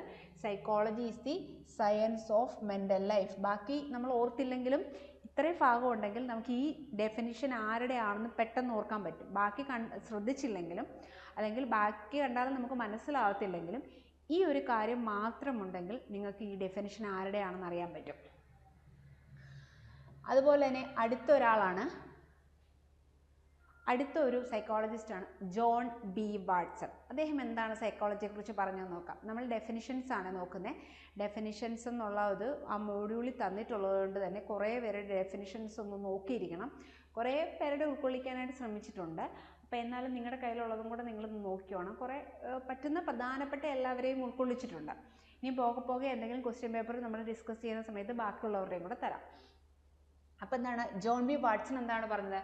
Define psychology as the science of behaviour.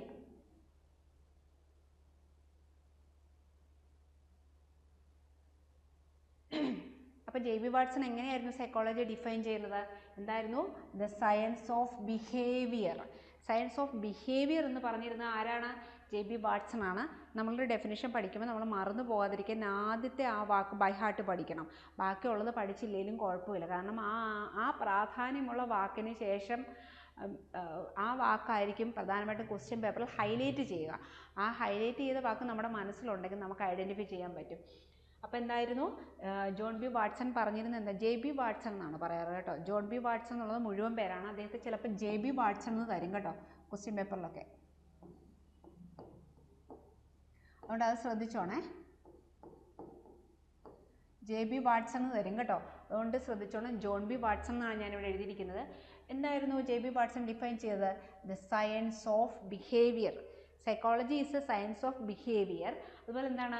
And discarded the concept of mind, consciousness and purpose from the psychological use. അദ്ദേഹം എന്തൊക്കെയായിരുന്നു? സയൻസ് ഓഫ് ബിഹേവിയർ ആണ്. അതുപോലെ തന്നെ മൈൻഡ്, കോൺഷ്യസ്നെസ് ഇതിനെയൊക്കെ കുറിച്ച് അദ്ദേഹം സൈക്കോളജി ഡിഫൈൻ ചെയ്ത കീവേഡ്സ് ആയിട്ട് നമുക്ക് ഓർക്കാം. Mind, consciousness and purpose from psychological use. ഇത്രയും കാര്യങ്ങളാണ് എന്താ ജെ ബി വാട്സൺ പറഞ്ഞത്. എന്നാൽ ഒറ്റ വാക്കിൽ എന്തായിരുന്നു ജെ ബി വാട്സൺ പറഞ്ഞ ഡെഫിനിഷൻ? എന്തായിരുന്നു? Psychology is the science of behaviour. ഇത് ഓർക്കുക, psychology is the science of behaviour. അപ്പം നമുക്ക് മനസ്സിലായല്ലോ ജെ ബി വാട്സൺ ഒരു ബിഹേവിയറിസ്റ്റാണ്. നമ്മൾ സ്കിന്നറിനെ പറഞ്ഞില്ലേ, അദ്ദേഹം ബിഹേവിയറിസം ഡെവലപ്പ് ചെയ്തു. അപ്പോൾ ഓർത്തോണം, ജെ ബി വാട്സണും സ്കിന്നറും ബിഹേവിയറിസ്റ്റുകളാണ്. ചിലപ്പോൾ അത് നേരത്തെയുള്ള പരീക്ഷകൾക്കൊക്കെ ചോദിച്ചിട്ടുള്ളതാണ്. അതായത് താഴെ തന്നിരിക്കുന്നവരിൽ ബിഹേവിയറിസ്റ്റ് അല്ലാത്തവരാര്, അല്ലെങ്കിൽ ബിഹേവിയറിസം മേഖലയുമായി പഠനം നടത്താത്തവരാര്.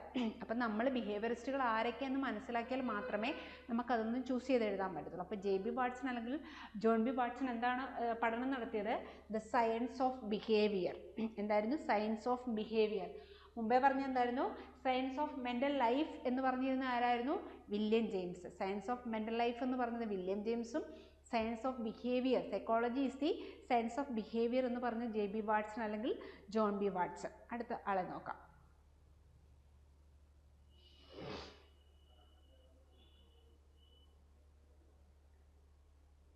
എച്ച് ഡി ഹം എന്ന് പറഞ്ഞ ഒരു സൈക്കോളജിസ്റ്റ് പറഞ്ഞിരുന്നത് എന്താണെന്നറിയോ? നമ്മുടെ ജെ ബി വാട്സനെ കൂട്ട് തന്നെ psychology is the study of behaviour എന്ന് പറഞ്ഞു. പക്ഷേ ഹ്യൂമൻ ബീയിങ്ങിന് മാത്രമല്ല. ജെ ബി വാട്സൺ ഹ്യൂമൻ ബീയിങ്ങിനെ മാത്രമേ പറഞ്ഞുള്ളൂ. പക്ഷേ അദ്ദേഹം പറഞ്ഞു, ഈ എച്ച് ഡി ഹം എന്ന് പറഞ്ഞ ആളെന്തായിരുന്നു പറഞ്ഞതെന്നറിയാമോ? Developed psychology as the scientific study of the behaviour of human beings and animal. അപ്പോൾ ഓർത്തോണം, ഹ്യൂമൻസ് ആൻഡ് ആനിമൽസ് എന്ന് പറഞ്ഞ വ്യക്തി അത് സൈക്കോളജി സ്റ്റഡി ഓഫ് ബിഹേവിയർ ആണെന്ന് പറഞ്ഞു. പക്ഷെ അത് ഹ്യൂമൻ്റെ മാത്രമല്ല. എന്താണ്? ഹ്യൂമൻ ആൻഡ് ആനിമൽ എന്ന് പറഞ്ഞ വ്യക്തിയാണ് എച്ച് ഡി ഹം. അപ്പം നമുക്ക് ഡെഫിനിഷൻ ഓർക്കാനുള്ള ഇവിടുത്തെ കീവേഡ്, എച്ച് ഡി ഹമ്മിൻ്റെ ഡെഫിനിഷൻ പ്രകാരമുള്ള കീവേഡ് എന്ന് പറഞ്ഞാൽ എന്താണ്? സയൻറ്റിഫിക് സ്റ്റഡിയാണ്, സയൻറ്റിഫിക് സ്റ്റഡി ഓഫ് ബിഹേവിയർ ആണ്. പക്ഷേ എന്ത്? Human and animal. മനസ്സിലായോ? അങ്ങനെ ഇത്തിരിയും കൂടെ അഡ്വാൻസ്ഡ് ആയിട്ട് ആ ഒരു പഠനശാഖ വന്നു. അതാണ് എച്ച് ഡി ഹം പറഞ്ഞ definition. Humans and animals study of the behaviour of humans and animals എന്ന് പറഞ്ഞ വ്യക്തിയായിരുന്നു, സൈക്കോളജിസ്റ്റാണ് എച്ച് ഡി ഹം. അടുത്തൊരു സൈക്കോളജിസ്റ്റാണ് എറിക് പെറ്റിഫോർ. എറിക് പെറ്റിഫോർ എന്തായിരുന്നു പറഞ്ഞത്?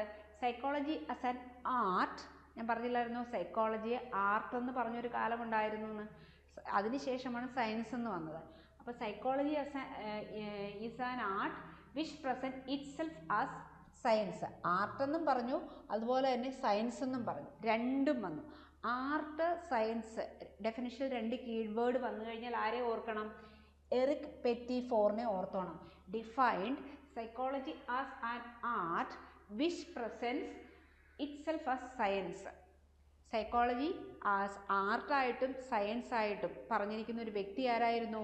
അതുപോലെ എറിക് പെറ്റിഫോറാണ്. എറിക് പെറ്റിഫോറാണ്. അപ്പം ആർട്ട്, സയൻസ് ഈ രണ്ട് കീവേഡ് വന്നിട്ട് സൈക്കോളജിയുടെ ഡെഫിനിഷൻ പറഞ്ഞു കഴിഞ്ഞാൽ എറിക് പെറ്റിഫോറിനെ ഓർത്തോണം കേട്ടോ. ആരായിരുന്നു? Eric Pettifor. എന്തൊക്കെയാണ് പറഞ്ഞേ? സൈക്കോളജിയെ ആർട്ടായിട്ടും which present itself as science എന്ന് പറഞ്ഞ ഒരു വ്യക്തിയായിരുന്നു ആര്? എറിക് പെറ്റിഫോർ. നെക്സ്റ്റ് എന്ന് പറയുന്നത്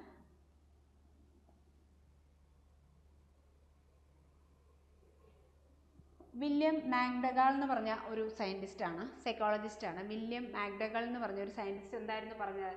define psychology as the behaviour of science, അല്ലെങ്കിൽ science of behaviour. Science of behaviour ആണ് കേട്ടോ. 1905 ഈ ഡെഫിനിഷൻ വന്നത്. Science of behaviour, psychology as the science of behaviour എന്ന് പറഞ്ഞ ആരായിരുന്നു? വില്യം മാക്ഡഗാൾ എന്ന് പറഞ്ഞ ഒരു സൈക്കോളജിസ്റ്റ് പറഞ്ഞു എന്ത്? Psychology as the science of behaviour. 1905 എന്ന് വെച്ചാൽ ആ ഒരു കാലഘട്ടം ഓർത്തോണം. പിന്നീടുള്ള പഠനങ്ങളിൽ വന്ന മാറ്റം കൊണ്ടാണ് 1905 എന്ന് പറയുന്നത്. പിന്നീട് അങ്ങോട്ട് വർഷങ്ങൾ തരുന്നുണ്ട് കേട്ടോ. അതായത് വില്യം മാക്ഡഗാൾ എങ്ങനെയായിരുന്നു പറഞ്ഞത്? Define psychology as the science of behaviour. അപ്പം സയൻസ് ഓഫ് ബിഹേവിയർ എന്ന് പറഞ്ഞ സയൻറ്റിസ്റ്റ് ആയിരുന്നു ആര്? വില്യം മാക്ഡഗാൾ. പിന്നെ അത് കഴിഞ്ഞിട്ട് WP പിൽസ്ബറി വന്നു. അദ്ദേഹവും പറഞ്ഞു സയൻസ് ഓഫ് ബിഹേവിയർ ആണെന്ന്. അപ്പം ഈ വർഷവും കൂടെ ഓർത്തോണേ, 1911.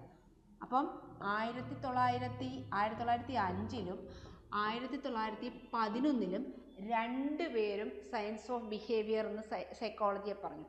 രണ്ടുപേരുടെയും പേരുകൾ ഓർത്തോണം. Psychology as the science of behaviour എന്ന് ഡിഫൈൻ ചെയ്ത രണ്ട് സയൻറ്റിസ്റ്റുകളുണ്ട്.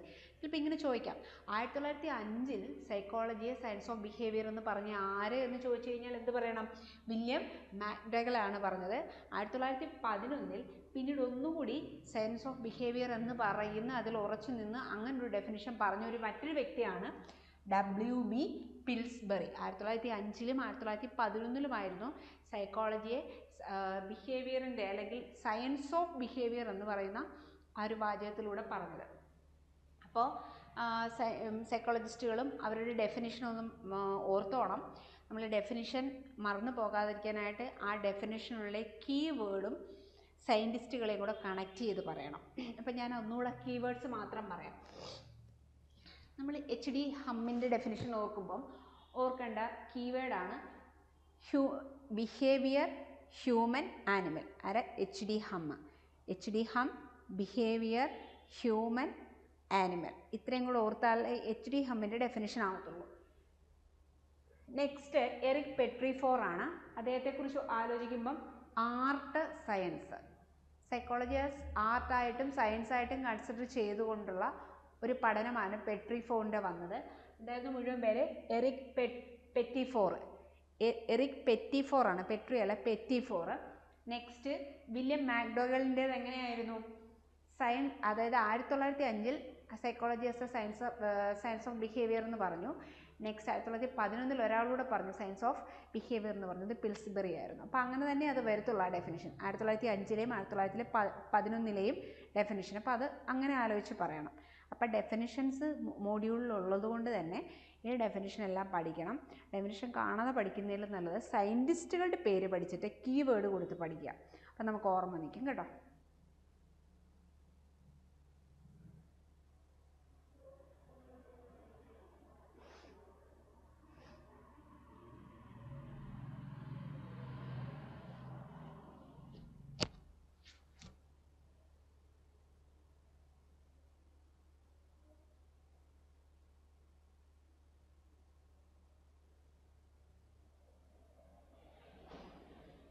ഇനി നമ്മുടെ ഈ മോഡ്യൂളിൽ തന്നിട്ടുള്ള കുറച്ച് സ്കൂൾ ഓഫ് സൈക്കോളജി ഉണ്ട്. സ്കൂൾ ഓഫ് സൈക്കോളജിയിലാണ് വിവിധ തരത്തിലുള്ള സൈക്കോളജിക്കൽ മെത്തേഡ്സ് അല്ലെങ്കിൽ സൈക്കോളജിക്കൽ തോട്ട്സ് അതിനെക്കുറിച്ച് പഠിക്കുന്നത്.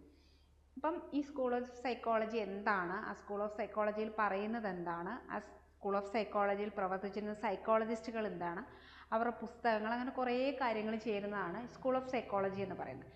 നമുക്ക് ഒറ്റയടിക്കൊന്ന് നോക്കാം ഈ സ്കൂൾ ഓഫ് സൈക്കോളജി എന്തൊക്കെയാണെന്ന്. ആദ്യത്തേത് സ്ട്രക്ചറലിസമാണ്.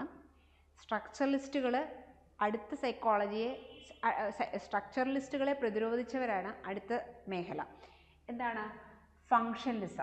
ഫങ്ഷണലിസ്റ്റുകൾ എന്ന് അവരറിയപ്പെടും. സ്ട്രക്ചറലിസം മുന്നോട്ട് വെച്ചവരെ സ്ട്രക്ചറലിസ്റ്റുകളെന്നും ഫങ്ഷണലിസം മുന്നോട്ട് വെച്ചവരെ ഫങ്ഷണലിസ്റ്റുകളെന്നും പറയുന്നു. നെക്സ്റ്റ് എന്ന് പറയുന്നത് ബിഹേവിയറിസമാണ്. നമ്മൾക്ക് രണ്ട് ബിഹേവിയറിസ്റ്റുകളെ കുറിച്ച് ഇതിനോടകം തന്നെ പഠിച്ചു കഴിഞ്ഞു. ബിഹേവിയറിസം ഡെവലപ്പ് ചെയ്യുകയും ബിഹേവിയറിസവുമായി ബന്ധപ്പെട്ട് മൈൻഡിനെയും ബിഹേവിയറിനെയും കണക്ട് ചെയ്ത് പഠിക്കുകയും ചെയ്ത ആളുകളുണ്ട്. അപ്പം അവരെ എന്ത് വിളിക്കും? ബിഹേവിയറിസം ഡെവലപ്പ് ചെയ്ത സൈക്കോളജിസ്റ്റുകൾ അല്ലെങ്കിൽ ബിഹേവിയറിസ്റ്റുകൾ എന്ന് വിളിക്കും. നെക്സ്റ്റ് ഒരു സ്കൂൾ ഓഫ് സൈക്കോളജിയാണ് ജെസ്റ്റാൾട്ടിസം. അവരെ ജെസ്റ്റാൾട്ടിസ്റ്റുകൾ എന്ന് വിളിക്കും. പിന്നെന്താണ്? Psycho analysis. നമ്മൾ പറഞ്ഞില്ലേ സിഗ്മണ്ട് ഫ്രോയിഡ്, അവരെ ഫ്രോയിഡിയൻ തിയറിസ്റ്റുകളെന്ന് അല്ലെങ്കിൽ ഫ്രോയിഡിയൻ സൈക്കോളജിസ്റ്റുകളെന്ന് വിളിക്കും. അപ്പോൾ എന്തൊക്കെയായിരുന്നു സ്കൂൾ ഓഫ് സൈക്കോളജി എന്ന് പറയുന്നത്? സ്ട്രക്ചറലിസം ഉണ്ട്, ഫങ്ഷണലിസം ഉണ്ട്, ബിഹേവിയറിസം ഉണ്ട്, ജെസ്റ്റാൾട്ടിസം ഉണ്ട്, സൈക്കോ അനാലിസിസ്. എന്തൊക്കെയായിരുന്നു? Structuralism, functionalism, behaviourism, gestaltism, psycho analysis. ഇതൊക്കെ ആരൊക്കെയാണ് എന്നൊക്കെയുള്ള കാര്യങ്ങൾ നമുക്ക് നോക്കാം. അടുത്തായിട്ട് ഇതാണ് പഠിക്കേണ്ടത്. പ്രധാന ഒരു മേഖലയാണ് മെത്തേഡും സ്കൂൾ ഓഫ് സൈക്കോളജിയും കേട്ടോ. അപ്പോൾ അത് നമുക്ക് ഇമ്പോർട്ടൻ്റ് ആയൊരു ഭാഗമാണ്, ചോദ്യം ഉറപ്പുള്ളൊരു മേഖലയാണ് കേട്ടോ. ഈ സ്ട്രക്ചറലിസം നമ്മൾ ആദ്യത്തെ സ്കൂൾ ഓഫ് സൈക്കോളജിയാണ് സ്ട്രക്ചറലിസം. നമ്മൾ സ്ട്രക്ചറലിസത്തെക്കുറിച്ച് പഠിക്കുമ്പോൾ നമുക്ക് വില്യം വൂണ്ടിനെ കുറിച്ചാണ് പഠിക്കേണ്ടത്. സ്ട്രക്ചറലിസം മുന്നോട്ട് വെച്ച സൈക്കോളജിസ്റ്റാണ് വില്യം വൂണ്ട് എന്ന് പറയുന്നത്. അദ്ദേഹം പറഞ്ഞൊരു കാര്യമുണ്ട്, സൈക്കോളജിയെ ഒരു സയൻസ് ആയിട്ട് പരിഗണിക്കപ്പെട്ടത് അദ്ദേഹം ഒരു സൈക്കോളജിക്കൽ ലബോറട്ടറി 1879 സ്ഥാപിച്ചതോടുകൂടിയാണ്. അദ്ദേഹത്തിൻ്റെ പഠനത്തെ സഹായിക്കാനായിട്ട് അദ്ദേഹത്തിൻ്റെ ഒരു സ്റ്റുഡൻ്റ് ഉണ്ടായിരുന്നു, ടി.ബി. ടിഷ്നർ എന്നാണ് വിളിക്കുന്നത്, ടി.ബി. ടിഷ്നർ. ഇവർ രണ്ടുപേരും കൂടാണ് സൈക്കോളജിയുടെ സ്ട്രക്ചറലിസം എന്ന് പറയുന്ന മേഖലയെക്കുറിച്ച് പഠനം നടത്തുകയും തിയറി മുന്നോട്ട് വയ്ക്കുകയും ചെയ്തത്. അപ്പോൾ നമുക്ക് പിന്നെ ഇവരെ തുടർന്നുള്ള പഠനങ്ങൾ വന്നിട്ടുണ്ടെങ്കിലും അവരുടെ പഠനങ്ങളെ തള്ളിക്കളഞ്ഞിട്ടുണ്ടെങ്കിലും പക്ഷേ സൈക്കോളജിക്ക് സയൻസ് എന്ന് പറയുന്ന ആർട്ട് എന്നതിൽ നിന്നും സയൻസ് എന്ന് പറയുന്ന ഒരു മേഖലയാണ് എന്ന് ഉറപ്പിച്ചത് ഈ വില്യം വൂണ്ട് ഒരു സൈക്കോളജിക്കൽ ലബോറട്ടറി ലോകത്ത് ആദ്യമായിട്ട് 1879 സ്ഥാപിക്കപ്പെട്ടതോടെയാണ്. അപ്പോൾ സ്ട്രക്ചറലിസം എന്ന് പറയുന്നത് സൈക്കോളജിയുടെ ഒരു വഴിത്തിരിവായിട്ട് നമുക്ക് കൺസിഡർ ചെയ്യാം. അതുപോലെ തന്നെ നമുക്ക് നോക്കാം structuralism. This school was established by William Wundt. School of സൈക്കോളജിയിലെ ഒരു പ്രധാനപ്പെട്ട സ്കൂളാണ് വില്യം വൂണ്ടിൻ്റെ സ്ട്രക്ചറലിസം എന്ന് പറയുന്നത്. ആൻഡ് ഡെവലപ്ഡ് ഇ.ബി. ടിഷ്നർ. വില്യം വൂണ്ട് മാത്രമല്ല, അദ്ദേഹത്തിൻ്റെ സ്റ്റുഡൻ്റ് ആയിരുന്ന ഇ.ബി. ടിഷ്നറും കൂടിയാണ് സ്ട്രക്ചറലിസം ഡെവലപ്പ് ചെയ്തത്. അപ്പോൾ ഹൂ ഡെവലപ്ഡ് സ്ട്രക്ചറലിസം എന്ന് ചോദിച്ചു കഴിഞ്ഞാൽ ഒന്നുകിൽ രണ്ടുപേരുടെയും കൂടെ പേര് കാണും, ഇവർ രണ്ടുപേരിൽ ഏതെങ്കിലും ഒരാളുടെ പേര് കാണും, തെറ്റിക്കാനായിട്ട് അത് തരും. അപ്പോൾ അയ്യോ മറ്റേ ആളില്ലല്ലോ, അതുകൊണ്ട് എങ്ങനെ കണ്ടുപിടിക്കുമെന്നൊന്നും വിചാരിക്കരുത്. ഒന്നുകിൽ രണ്ടുപേരുടെയും കൂടെ പേര് അല്ലെങ്കിൽ ഒരാളുടെ പേരേ കാണത്തുള്ളൂ. അപ്പോൾ സ്ട്രക്ചറലിസം ഡെവലപ്പ് ചെയ്ത രണ്ട് സൈക്കോളജിസ്റ്റുകളാണ് ആരെ? വില്യം വൂണ്ടും ടി.ബി. ടിഷ്നറും. കണ്ടോ, ഇ.ബി. ടിഷ്നറും അതുപോലെ വില്യം വൂണ്ടും കൂടെ ചേർന്നിട്ടാണ് എന്ത് സ്ട്രക്ചറലിസം ഡെവലപ്പ് ചെയ്തത്. In the history of psychology structuralism was the first school of psychology. അപ്പം നമ്മളിപ്പം സ്കൂൾ ഓഫ് സൈക്കോളജിയെക്കുറിച്ചാണ് പഠിക്കുന്നത്. നമുക്കൊരു 5 സ്കൂൾ ഓഫ് സൈക്കോളജി പഠിക്കണം. പക്ഷെ നമ്മളപ്പം ചിലപ്പോൾ ചോദിക്കും, താഴെ തന്നിരിക്കുന്നതിൽ ഏറ്റവും ആദ്യത്തെ സ്കൂൾ ഓഫ് സൈക്കോളജി എന്ന് ചോദിച്ചു കഴിഞ്ഞാൽ സ്ട്രക്ചറലിസം ആണ്. ഏറ്റവും ആദ്യത്തെ സ്കൂൾ ഓഫ് സൈക്കോളജി സ്ട്രക്ചറലിസമാണ്. Who developed psychology? ഇ.ബി. Titchener and William Wundt. William Wundt ആണ് ശരിക്കും അദ്ദേഹത്തിനെ ഹെൽപ്പ് ചെയ്യാനായിട്ടുണ്ടായിരുന്ന, പഠനത്തിൽ ഹെൽപ്പ് ചെയ്യാനായിട്ടുണ്ടായിരുന്ന വ്യക്തിയായിരുന്നു ഇ.ബി. ടിഷ്നർ എന്ന് പറയുന്നത്. William Wundt establish world's first psychological laboratory. പിന്നെന്താണ്? ഇൻ ലേപ്സിംഗ്. ഈ സ്ഥലം ഒന്ന് ഓർത്തോണേ, ലേപ്സിംഗ് ഇൻ 1879. അപ്പം വില്യം വൂഡിനെ ഓർക്കുക, സ്ട്രക്ചറലിസം ഓർക്കുക, വേൾഡിലെ തന്നെ ആദ്യത്തെ സൈക്കോളജിക്കൽ ലബോറട്ടറി ഓർക്കുക. ലേപ്സിംഗ് എന്ന് പറഞ്ഞ സ്ഥലം മറക്കാൻ പാടില്ല. സൈക്കോളജിക്കൽ ലബോറട്ടറി സ്ഥാപിച്ച എവിടെയായിരുന്നു? ലേപ്സിംഗിലാണ്, 1879. Wundt worked on the basis of psychological testing. ഇപ്പം ലബോറട്ടറിയും ടെസ്റ്റും ഒക്കെ ഉണ്ടെങ്കിലല്ലേ ഒരു സയൻസിന് പ്രാധാന്യമുള്ളൂ. അല്ലെങ്കിൽ എക്സ്പെരിമെൻറ്റ്സ് വേണം, സർവേസ് വേണം, ടെസ്റ്റിങ് വേണം. ഇങ്ങനെയൊക്കെയുള്ള കാര്യങ്ങളുണ്ടെങ്കിലല്ലേ സൈക്കോളജിയെ നമുക്ക് സയൻസായിട്ട് കൺസിഡർ ചെയ്യാൻ പറ്റത്തുള്ളൂ. അദ്ദേഹം സൈക്കോളജിക്കൽ ടെസ്റ്റിംഗ് ഒക്കെ നടത്താനായിട്ട് തുടങ്ങി. സൈക്കോളജിയുടെ പഠന മേഖലയിൽ അദ്ദേഹം ടെസ്റ്റിംഗ് ഒക്കെ നടത്താൻ തുടങ്ങി. And made psychological testing reliable and validated. പിന്നെന്താണ്? He made psychology as a separate subject from philosophy. അപ്പോൾ പറഞ്ഞപ്പോഴും ഓർത്ത് ആർട്ട് എന്ന് പറഞ്ഞിട്ടുണ്ടെന്ന് ഞാൻ പറഞ്ഞായിരുന്നല്ലോ. സൈക്കോളജിയെ പണ്ട് കാലത്ത് ആദ്യഘട്ടങ്ങളിൽ ആർട്ടായിട്ട് പരിഗണിച്ചു. അതിനുശേഷം ഫിലോസഫി ആയിട്ട് പരിഗണിച്ചു. അതിനുശേഷം എന്താണ്, സൈക്കോളജിയെ സയൻസ് ആയിട്ട് പരിഗണിക്കുന്നു. സയൻസ് ആയിട്ട് പരിഗണിച്ചത് ആരുടെ കാലഘട്ടത്തിലായിരുന്നു? വില്യം വൂണ്ട് ലബോറട്ടറി സ്ഥാപിച്ചതോടുകൂടി തന്നെയാണ്. 1879 ലേസിങ്ങിലാണ് വില്യം വൂണ്ട് സൈക്കോളജിക്കൽ ലബോറട്ടറി സ്ഥാപിച്ചത്. ഏറ്റവും ആദ്യത്തെ സ്കൂൾ ഓഫ് സൈക്കോളജി ഏതെന്ന് ചോദിച്ചു കഴിഞ്ഞാൽ സ്ട്രക്ചറലിസമാണ്, by William Wundt and E.B. Titchener. മറന്നു പോരുത്. Wundt's experiments were based on sensation and perception.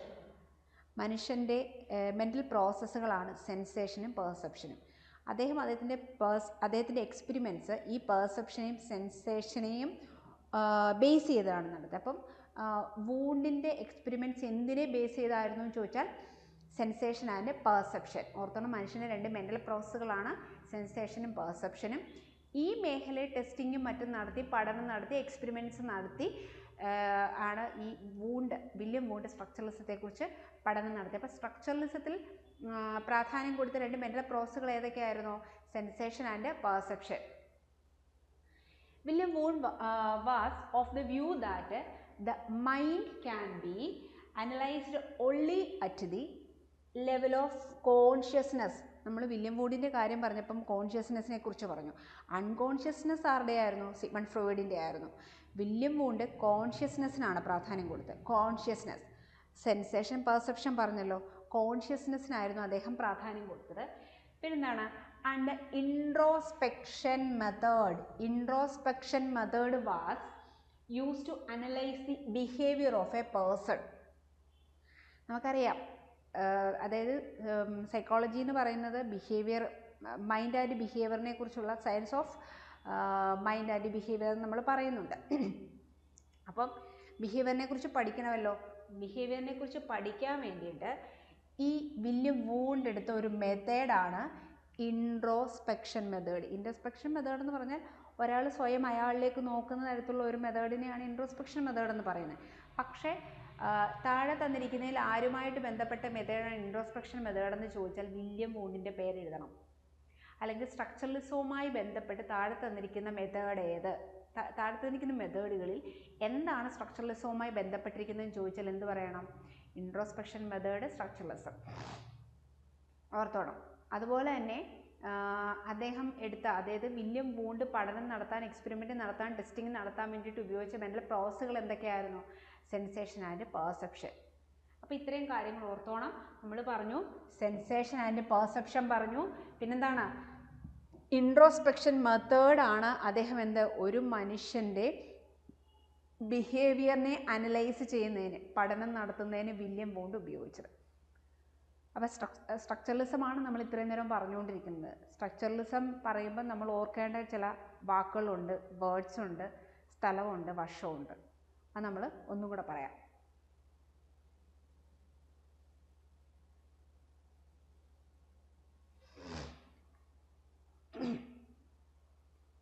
ആരൊക്കെ ചേർന്നായിരുന്നു സ്ട്രക്ചറലിസം ഡെവലപ്പ് ചെയ്തത്? ആരൊക്കെയായിരുന്നു? ഓർക്കുക, വില്യം വൂണ്ടും E.B. ടിച്ച്നറും ചേർന്നിട്ടാണ് സ്ട്രക്ചറലിസം ഡെവലപ്പ് ചെയ്തത്. അതിനുശേഷം എന്താണ്? നമ്മൾ പിന്നെ പറഞ്ഞു സ്കൂൾ ഓഫ് സൈക്കോളജിയിലെ ഏറ്റവും ഫസ്റ്റ് സ്കൂൾ ഓഫ് സൈക്കോളജിയാണ് സ്ട്രക്ചറലിസം.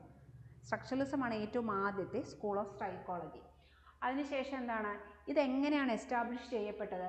അദ്ദേഹം ആദ്യത്തെ സൈക്കോളജിക്കൽ ലബോറട്ടറി സ്ഥാപിച്ചു. എവിടെയാണ്? ലേപ്സിംഗ്. എന്നാണ്? 1879. വർഷം മറക്കരുത്. 1879 ലേപ്സിംഗിലാണ് ഒരു ആദ്യത്തെ, വേൾഡിൽ തന്നെ ആദ്യത്തെ സൈക്കോളജിക്കൽ ലബോറട്ടറി സ്ഥാപിച്ചത്. പിന്നെന്താണ്? അദ്ദേഹം വില്യം വൂണ്ട് വർക്ക് ചെയ്ത് എങ്ങനെയായിരുന്നു? സൈക്കോളജിക്കൽ ടെസ്റ്റിംഗ് നടത്തി. പിന്നെന്താണ്? അദ്ദേഹം ഈ ടെസ്റ്റുകളൊക്കെ റിലയബിൾ ആണെന്നും വാലിഡേറ്റ് ആണെന്നും ഒക്കെ അദ്ദേഹം മനസ്സിലാക്കുകയും, അതുപോലെ തന്നെ he went psychology as a separate subject from physiology. അത് ഫിസിയോളജി അല്ല, ഫിലോസഫി. നല്ലൊരു ക്വസ്റ്റ്യനാണ്. സൈക്കോളജിയെ സെപ്പറേറ്റ് സബ്ജക്റ്റായിട്ട്, ഫിലോസഫിയിൽ നിന്നും സെപ്പറേറ്റ് സബ്ജക്റ്റായിട്ട് ആശയം മുന്നോട്ട്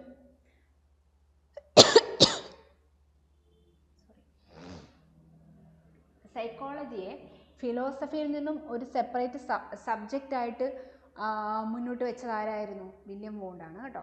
വില്യം വൂണ്ടാണ് സൈക്കോളജിയെ ഫിലോസഫിയിൽ നിന്നൊരു സെപ്പറേറ്റ് സബ്ജക്റ്റായിട്ട് മുന്നോട്ട് വെച്ചത്. അതുപോലെ തന്നെ ഇദ്ദേഹം എക്സ്പെരിമെൻ്റ് ചെയ്ത ഒരു സംഗതി എന്തായിരുന്നു? അദ്ദേഹത്തിൻ്റെ എക്സ്പെരിമെൻറ്റ്സ് എല്ലാം സെൻസേഷനെയും പെർസെപ്ഷനെയും ബേസ് ചെയ്തിട്ടായിരുന്നു. പിന്നെന്താണ്? ഇൻട്രോസ്പെക്ഷൻ മെത്തേഡിനെ ഉപയോഗിച്ചുകൊണ്ട് ഹ്യൂമൻ ബിഹേവിയറിനെ അനലൈസ് ചെയ്തു. അപ്പം നമ്മൾ ഇതിനകത്ത് കീവേഡ്സ് എന്ന് പറയുന്നത് sensation, perception, introspection method, human ബിഹേവിയറിനെ അനലൈസ് ചെയ്ത. ലെയ്പ്സിഗ് ലബോറട്ടറി 1879 ലബോറട്ടറി സ്ഥാപിച്ച വർഷം. E.B. ടിഷ്നറും വില്യം വൂണ്ടും. First school of psychology, structuralism. ഇതാണ് സ്ട്രക്ചറലിസത്തിൻ്റെ ഒരു ഇൻട്രൊഡക്ഷൻ എന്ന് പറയുന്നത്. ടിഷ്നർ വില്യം വൂണ്ടിൻ്റെ കൂടെ പഠിക്കുകയും സ്ട്രക്ചറലിസം ഡെവലപ്പ് ചെയ്യുകയൊക്കെ ചെയ്തെങ്കിലും അദ്ദേഹത്തിന് വില്യം വൂണ്ടിൻ്റെ എല്ലാ പഠനങ്ങളുടെയും ബേസിനെ കുറിച്ചൊന്നും വലിയ താല്പര്യമില്ലായിരുന്നു. അദ്ദേഹത്തിന് അതിന് മറിച്ച് അഭിപ്രായമുണ്ടായിരുന്നു. അദ്ദേഹത്തിൻ്റെ ഒരു പുസ്തകത്തിൽ അത് അടയാളപ്പെടുത്തുകയും ചെയ്തു. പുസ്തകം ഇമ്പോർട്ടൻ്റ് ആണ്. പുസ്തകത്തിൻ്റെ പേരെന്താണ്? The postulates of structural psychology എന്നുള്ളതായിരുന്നു പുസ്തകത്തിൻ്റെ പേര്. The postulates of structural psychology. Structural സൈക്കോളജിക്കകത്തിൽ അദ്ദേഹം രേഖപ്പെടുത്തിയിരുന്നത് വില്യം വൂണ്ടിൻ്റെ എക്സ്പെരിമെൻറ്റ്സിൽ പലതിനോടുമുള്ള ഒരു അഭിപ്രായ വ്യത്യാസങ്ങൾ രേഖപ്പെടുത്തിയിട്ടുണ്ടായിരുന്നു. ഇത് എവിടെയാണ് പബ്ലിഷ് ചെയ്തതെന്നറിയാമോ? അമേരിക്കയിലെ 1889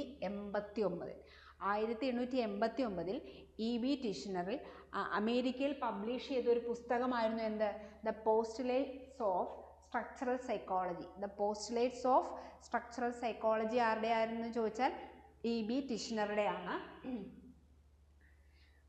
വില്യം വൂഡിൻ്റെ 1-2 പുസ്തകങ്ങളുണ്ട്. അത് ഞാൻ ഒരു 4-5 ഉണ്ട്. അത് അടുത്ത ക്ലാസ്സിൽ വില്യം വൂഡിൻ്റെ പുസ്തകങ്ങളോടൊന്ന് തരാൻ കേട്ടോ. നമ്മൾ പുസ്തകങ്ങളൊന്ന് പഠിച്ചിരിക്കുന്നത് നല്ലതാണ്. അപ്പോൾ ഏതായിരുന്നു? E.B. ടിഷ്നറുടെ ഒരു പുസ്തകത്തിൻ്റെ പേരായിരുന്നു the postulates of structural psychology എന്ന് പറയുന്നത്. He did not accept Wundt's idea related to mediating experiences. അദ്ദേഹത്തിൻ്റെ ഈ വൂൺസിൻ്റെ ചില ഐഡിയയോടൊന്നും അദ്ദേഹത്തിന് ചില താല്പര്യങ്ങളും തോന്നിയില്ല. അതുപോലെ തന്നെ എന്താണ്? E.B. ടിഷ്നർ എക്സ്പ്ലെയിൻഡ് 42 and 415, അതായത് 42,415 ഡിഫറെൻറ്റ് ടൈപ്പ് ഓഫ് സെൻസേഷൻ. അതായത് ഒരു ഹ്യൂമൻ ബീങ് അവർ രണ്ടുപേരും കൂടെ സ്ട്രക്ചറലിസം പഠിച്ചെന്തായിരുന്നു? സെൻസേഷനെയും പെർസെപ്ഷനെയും മുന്നിൽ നിർത്തി. അപ്പോൾ അദ്ദേഹം പറയുകയാണ് ഒരുപാട് 42,000-ഓളം സെൻസേഷൻസ് ഒരു ഹ്യൂമൻ ബീയിങ്ങിൽ ഉണ്ടെന്നും അത് അദ്ദേഹം കണ്ടെത്തുകയും ചെയ്തു. അപ്പം ആ പഠനം ശരിയല്ല എന്നുള്ളൊരു വാദമാണ് അദ്ദേഹം മുന്നോട്ട് വെച്ചത്. സ്ട്രക്ചറലിസത്തിൽ ബിഹേവിയറിനെ പ്രധാനമായിട്ടും ഫോക്കസ് ചെയ്യുന്ന, അല്ലെങ്കിൽ ഈ സെൻസേഷനെ ഉൾക്കൊള്ളിച്ചുകൊണ്ട് സ്ട്രക്ചറലിസത്തിൻ്റെ ഹ്യൂമൻ ബിഹേവിയറിൻ്റെ പഠനം നടത്തുന്നത് ശരിയല്ല എന്നുള്ളൊരു വാദത്തിലായിരുന്നു. അദ്ദേഹം കണ്ടുപിടിച്ച സെൻസേഷൻ എത്രയായിരുന്നു? 42,415 ഡിഫറെൻറ്റ് ടൈപ്പ് ഓഫ് സെൻസേഷൻസ് അദ്ദേഹം കണ്ടുപിടിച്ചു. And all images were elements of ideas. അദ്ദേഹം പറയുന്നത് എല്ലാ ഇമേജസും ഐഡിയാസിനെ ബേസ് ചെയ്തിട്ടാണ്. അദ്ദേഹം അതുപോലെ തന്നെ അടുത്ത് കണ്ടുപിടിച്ച എന്താണ്? 3 എലമെൻറ്റ്സ് ഓഫ് കോൺഷ്യസ്നെസ്. അദ്ദേഹം കണ്ടുപിടിച്ച 3 എലമെൻറ്റ്സ് ഓഫ് കോൺഷ്യസ്നെസ് എന്തൊക്കെയായിരുന്നു? Sensations, images and affection. അപ്പം സെൻസേഷൻ, പെർസെപ്ഷൻ മാത്രമായിരുന്നു ആദ്യകാലത്ത് സ്ട്രക്ചറലിസത്തിൽ E.B. ടിഷ്നറും വില്യം വൂണ്ടും പഠനം നടത്തിയത്. അവരുടെ എക്സ്പെരിമെൻറ്റ്സ് എല്ലാം എന്തായിരുന്നു? ടെസ്റ്റിങ്ങും എക്സ്പെരിമെൻറ്റ്സ് എല്ലാം ഈ സെൻസേഷനെയും പെർസെപ്ഷനെയും കുറിച്ചായിരുന്നു.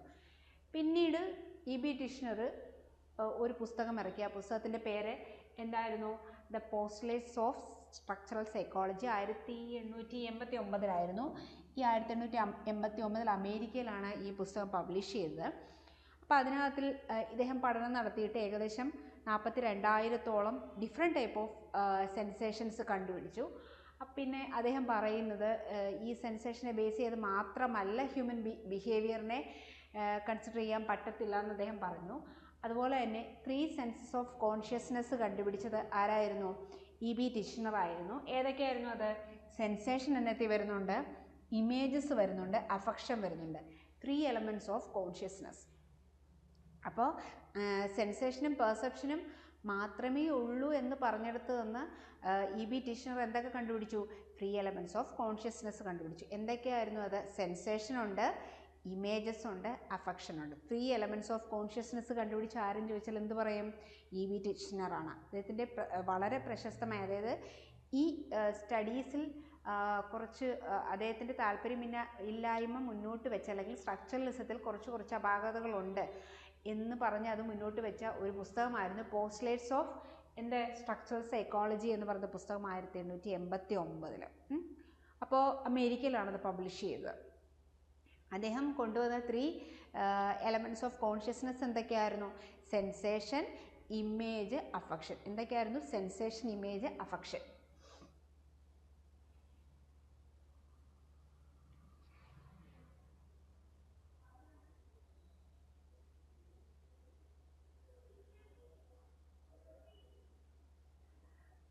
വൂണ്ട് സ്ട്രക്ചറലിസം പഠിച്ചല്ലോ, അതിനകത്തിൽ അദ്ദേഹത്തിനും ഉണ്ട് 3 എലമെൻറ്റ്സ് ഓഫ് ഫീലിങ്സ്. മറ്റേ നമ്മുടെ E.B. Titchener 3 elements of consciousness പറഞ്ഞു. എന്തായിരുന്നു? 3 എലമെൻറ്റ്സ് ഓഫ് കോൺഷ്യസ്നെസ്.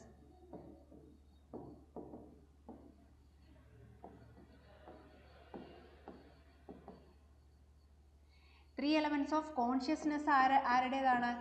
E.B. ടിഷ്നർ.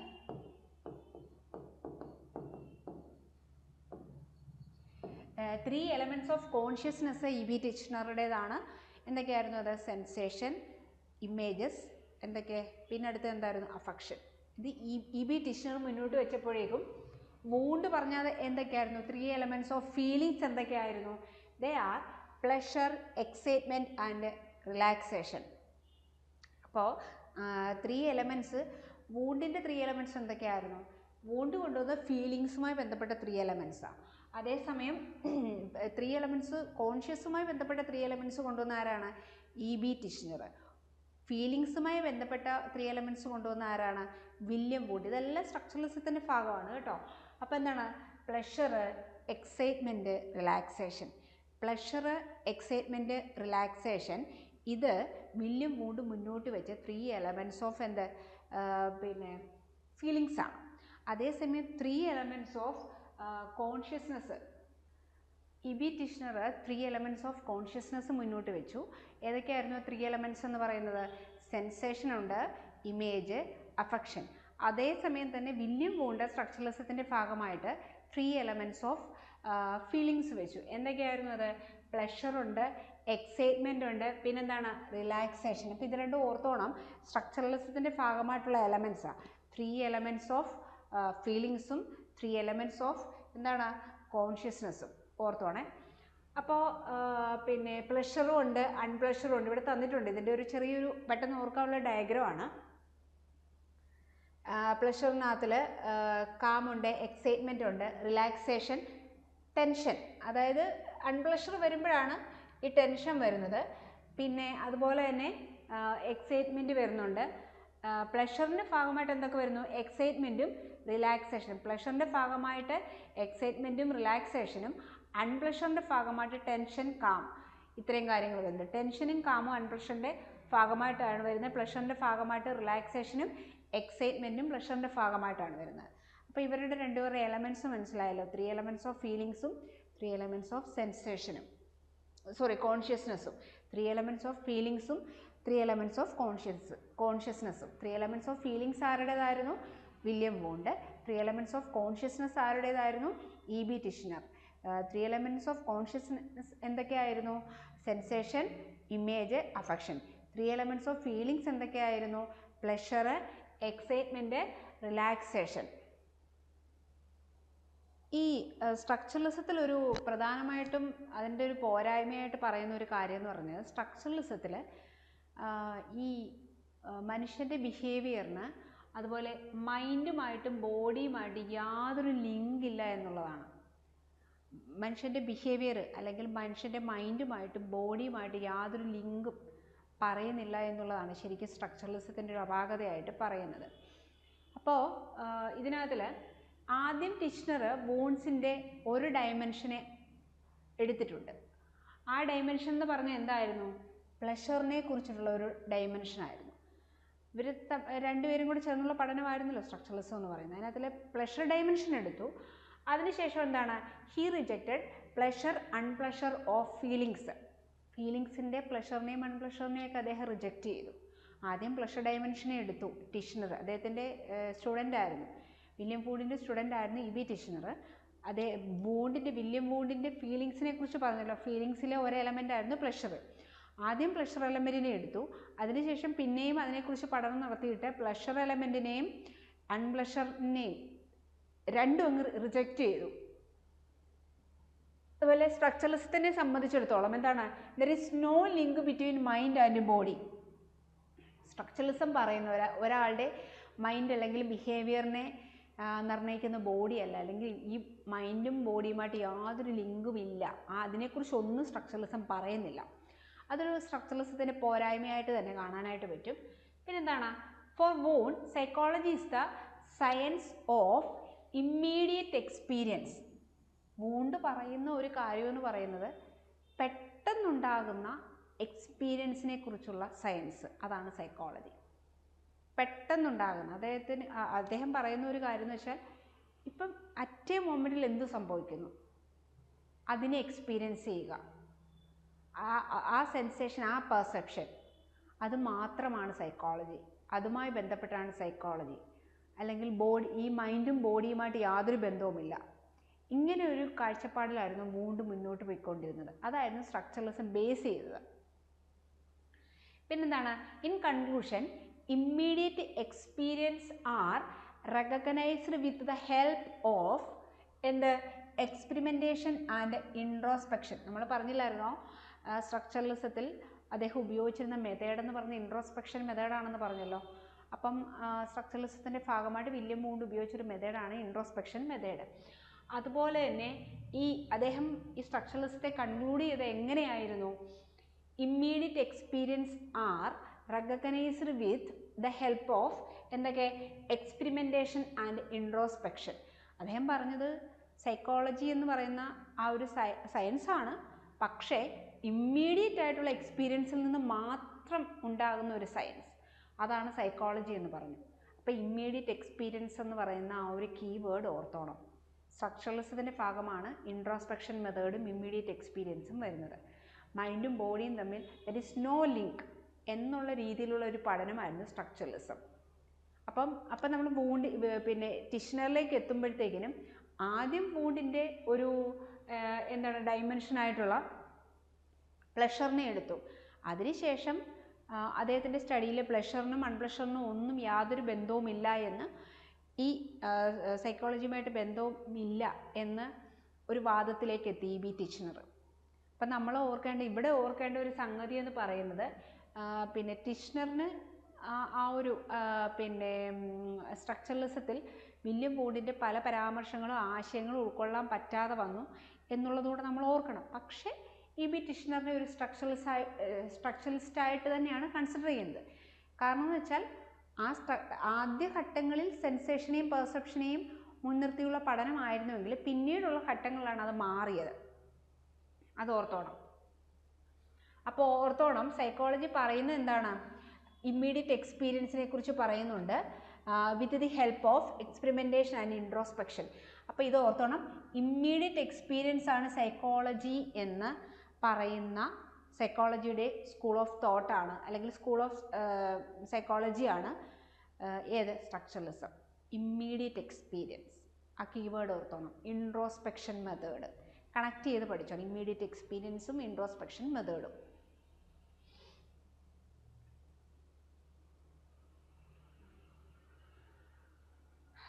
നമ്മൾ ഇത്രയും നേരവും വില്യം വൂണ്ടിൻ്റെ സ്ട്രക്ചറലിസം പഠിച്ചു. വില്യം വൂണ്ട് ഇ ബി ടിഷ്നറും രണ്ട് സ്ട്രക്ചറലിസ്റ്റുകളായിരുന്നു. സെൻസേഷനും പെർസെപ്ഷനും ഒക്കെ ആയിരുന്നു അവരുടെ പഠന അവർ ഫോക്കസ് ചെയ്ത മേഖല.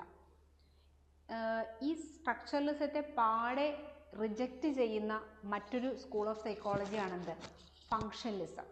ഫങ്ഷണലിസം മേഖലയിൽ അല്ലെങ്കിൽ ഫങ്ഷണലിസവുമായി ബന്ധപ്പെട്ട് പഠനം നടത്തുന്നവരെ വിളിക്കുന്ന സൈക്കോളജിസ്റ്റുകളെ വിളിക്കുന്ന പേരാണെന്ത്, ഫങ്ഷണലിസ്റ്റുകൾ. എന്ത് വിളിക്കുന്നു, ഫങ്ഷണലിസ്റ്റുകൾ.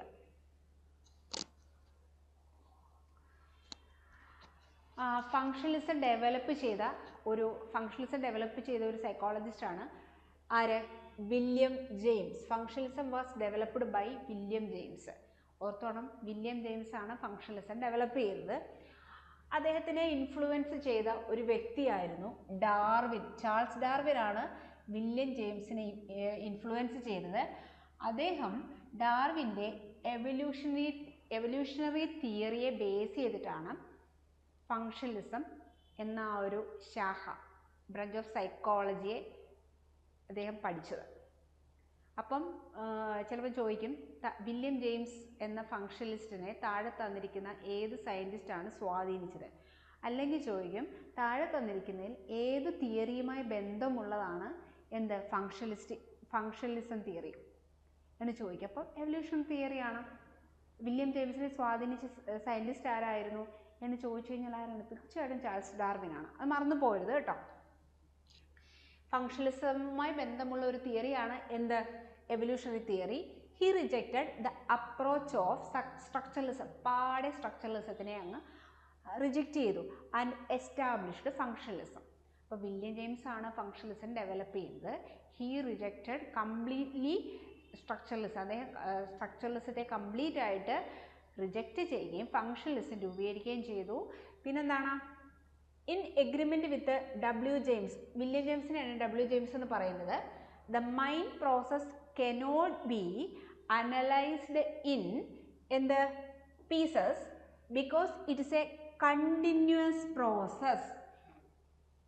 അദ്ദേഹത്തിൻ്റെ വാദഗതി പറയുകയാണ്. അദ്ദേഹം പറയുന്നത് എന്താണ്? മൈൻഡിനെ പീസസ് ആയിട്ട് മുറിക്കാൻ പറ്റത്തില്ല, പീസസ് ആക്കാൻ പറ്റത്തില്ല. കാരണം എന്ന് വെച്ച് കഴിഞ്ഞാൽ മൈൻഡിൻ്റെ പ്രോസസ്സ് ഒരു കണ്ടിന്യൂസ് ആയിട്ടുള്ള പ്രോസസ്സാണ്. As soon as we do any work with the mind, അദ്ദേഹം അതിൻ്റെ എക്സ്പ്ലനേഷൻ കൊടുക്കുകയാണ്. There is a change in the nervous system.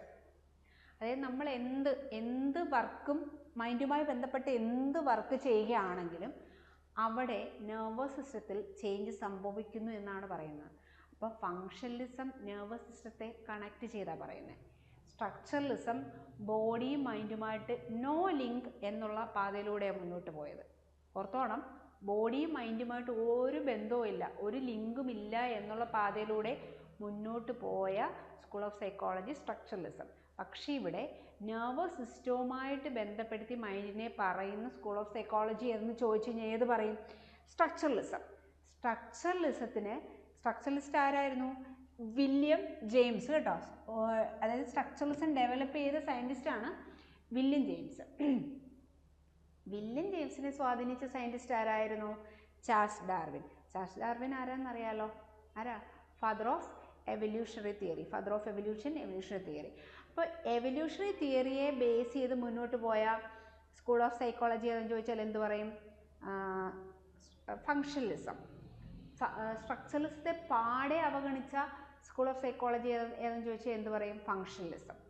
അതായത് നെർവസ് സിസ്റ്റത്തിൽ ചേഞ്ച് ഉണ്ടാകുന്നു, അതായത് മൈൻഡുമായി ബന്ധപ്പെടുത്തി ഒരു വർക്ക് നടക്കുന്ന സമയത്ത് നെർവസ് സിസ്റ്റത്തിൽ ചേഞ്ച് ഉണ്ടാകുന്നു എന്ന ആശയം മുന്നോട്ട് വെച്ച സ്കൂൾ ഓഫ് സൈക്കോളജി എന്ന് ചോദിച്ചാൽ എന്ത് പറയും? ഫങ്ഷണലിസം. മനസ്സിലായല്ലോ? As soon as we do any work with the mind എന്താണ്? Then there is a change in the nervous system. ഇതായിരുന്നു സ്ട്രക്ചറലിസത്തിൻ്റെ ഒരു ബേസ് എന്ന് പറയുന്നത്, ഫങ്ഷണലിസത്തിൻ്റെ ഒരു ബേസ് എന്ന് പറയുന്നത്. സ്ട്രക്ചറലിസവും ഫങ്ഷണലിസവും ഒന്നും തെറ്റിപ്പോയത് കേട്ടോ.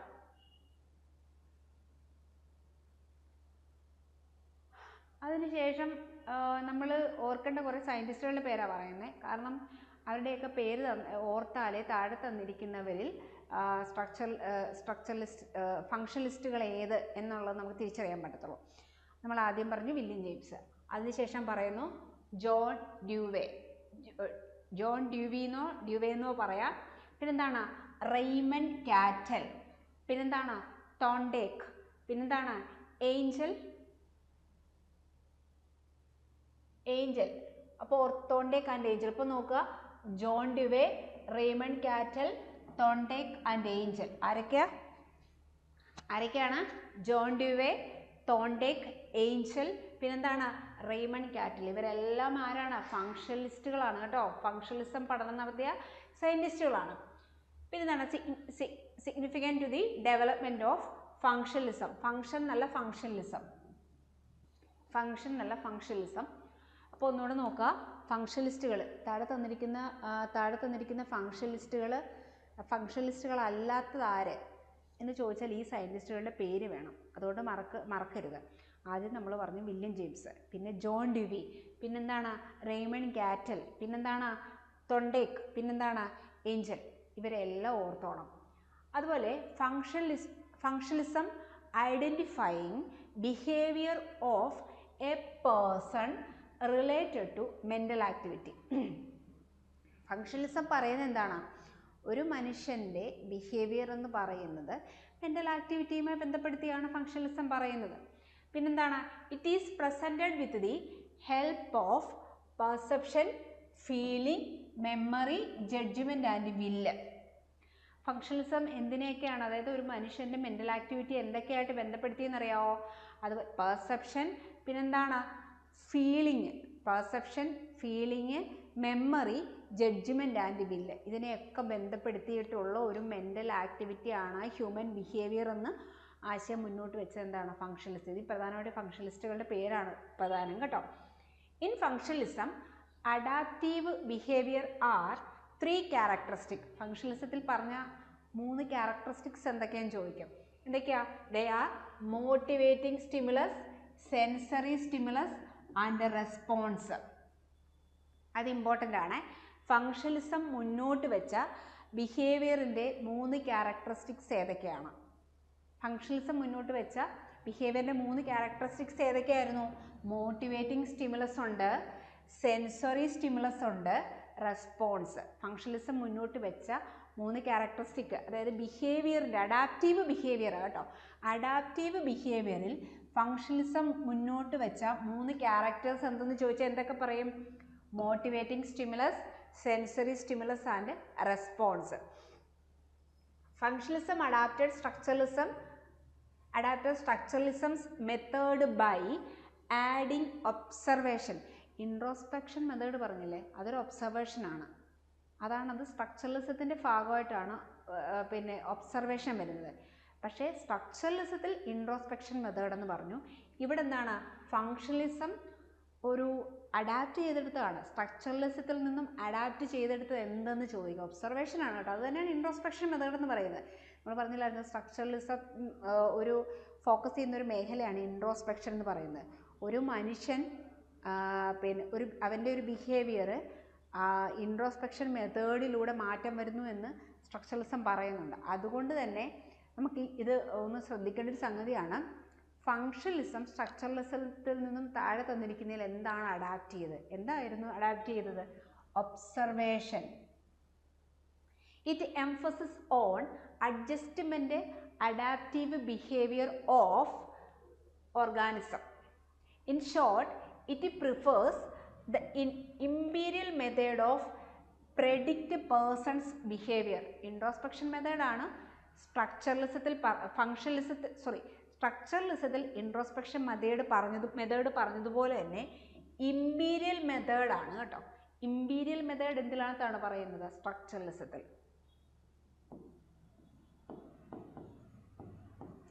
ഇൻട്രോസ്പെക്ഷൻ മെത്തേഡ് ഏതിലാണ് പറഞ്ഞേ? നമ്മൾ സ്ട്രക്ചറലിസത്തിൽ പറഞ്ഞു. ഇതിൽ പറയുന്ന ഒരു മെത്തേഡാണ് ഇമ്പീരിയൽ മെത്തേഡ്. അതുപോലെ തന്നെ നമ്മൾ ശ്രദ്ധിക്കേണ്ട മറ്റൊരു സംഗതി എന്ന് പറയുന്നത് ഫങ്ഷണലിസത്തിൽ സ്ട്രക്ചറലിസത്തിൽ നിന്നും അഡാപ്റ്റ് ചെയ്തെടുത്തത് എന്തായിരുന്നു ഫങ്ഷണലിസത്തിലുള്ളത്? ഒബ്സർവേഷൻ. ശ്രദ്ധിച്ചോണം. നമ്മൾ മുമ്പേ പറഞ്ഞ ഇൻട്രോസ്പെക്ഷൻ മെത്തേഡ് തന്നെ. അപ്പോൾ ഇൻട്രോസ്പെക്ഷൻ മെത്തേഡ് എന്തുമായി ബന്ധപ്പെട്ടിരിക്കുന്നു ചോദിച്ചാൽ എന്ത് പറയും? സ്ട്രക്ചറലിസം. അതുപോലെ ഇമ്പീരിയൽ മെത്തേഡ് എന്തുമായി ബന്ധപ്പെട്ടിരിക്കുന്നു എന്ന് ചോദിച്ചാൽ എന്ത് പറയും? ഒന്നുകൂടെ പറയാം. ഇൻട്രോസ്പെക്ഷൻ മെത്തേഡ് സ്ട്രക്ചറലിസവും ഇമ്പീരിയൽ മെത്തേഡ് ഫങ്ഷണലിസവും മറന്നു പോകരുത്. ഇൻട്രോസ്പെക്ഷൻ മെത്തേഡ് സ്ട്രക്ചറലിസവും ഇമ്പീരിയൽ മെത്തേഡ് ഫങ്ഷണലിസവും തെറ്റിപ്പോകരുത് കേട്ടോ. ഇതിൽ പ്രധാനപ്പെട്ട കാര്യം ഇത് രണ്ടും ഓർക്കണം, 2 മെത്തേഡും. പിന്നെ ഈ സയൻറ്റിസ്റ്റുകൾ ആരൊക്കെയായിരുന്നു? John Dewey, Raymond Cattell, Thorndike and Angell. ഇവരെക്കുറിച്ചൊന്ന് ഓർത്താൽ മതി.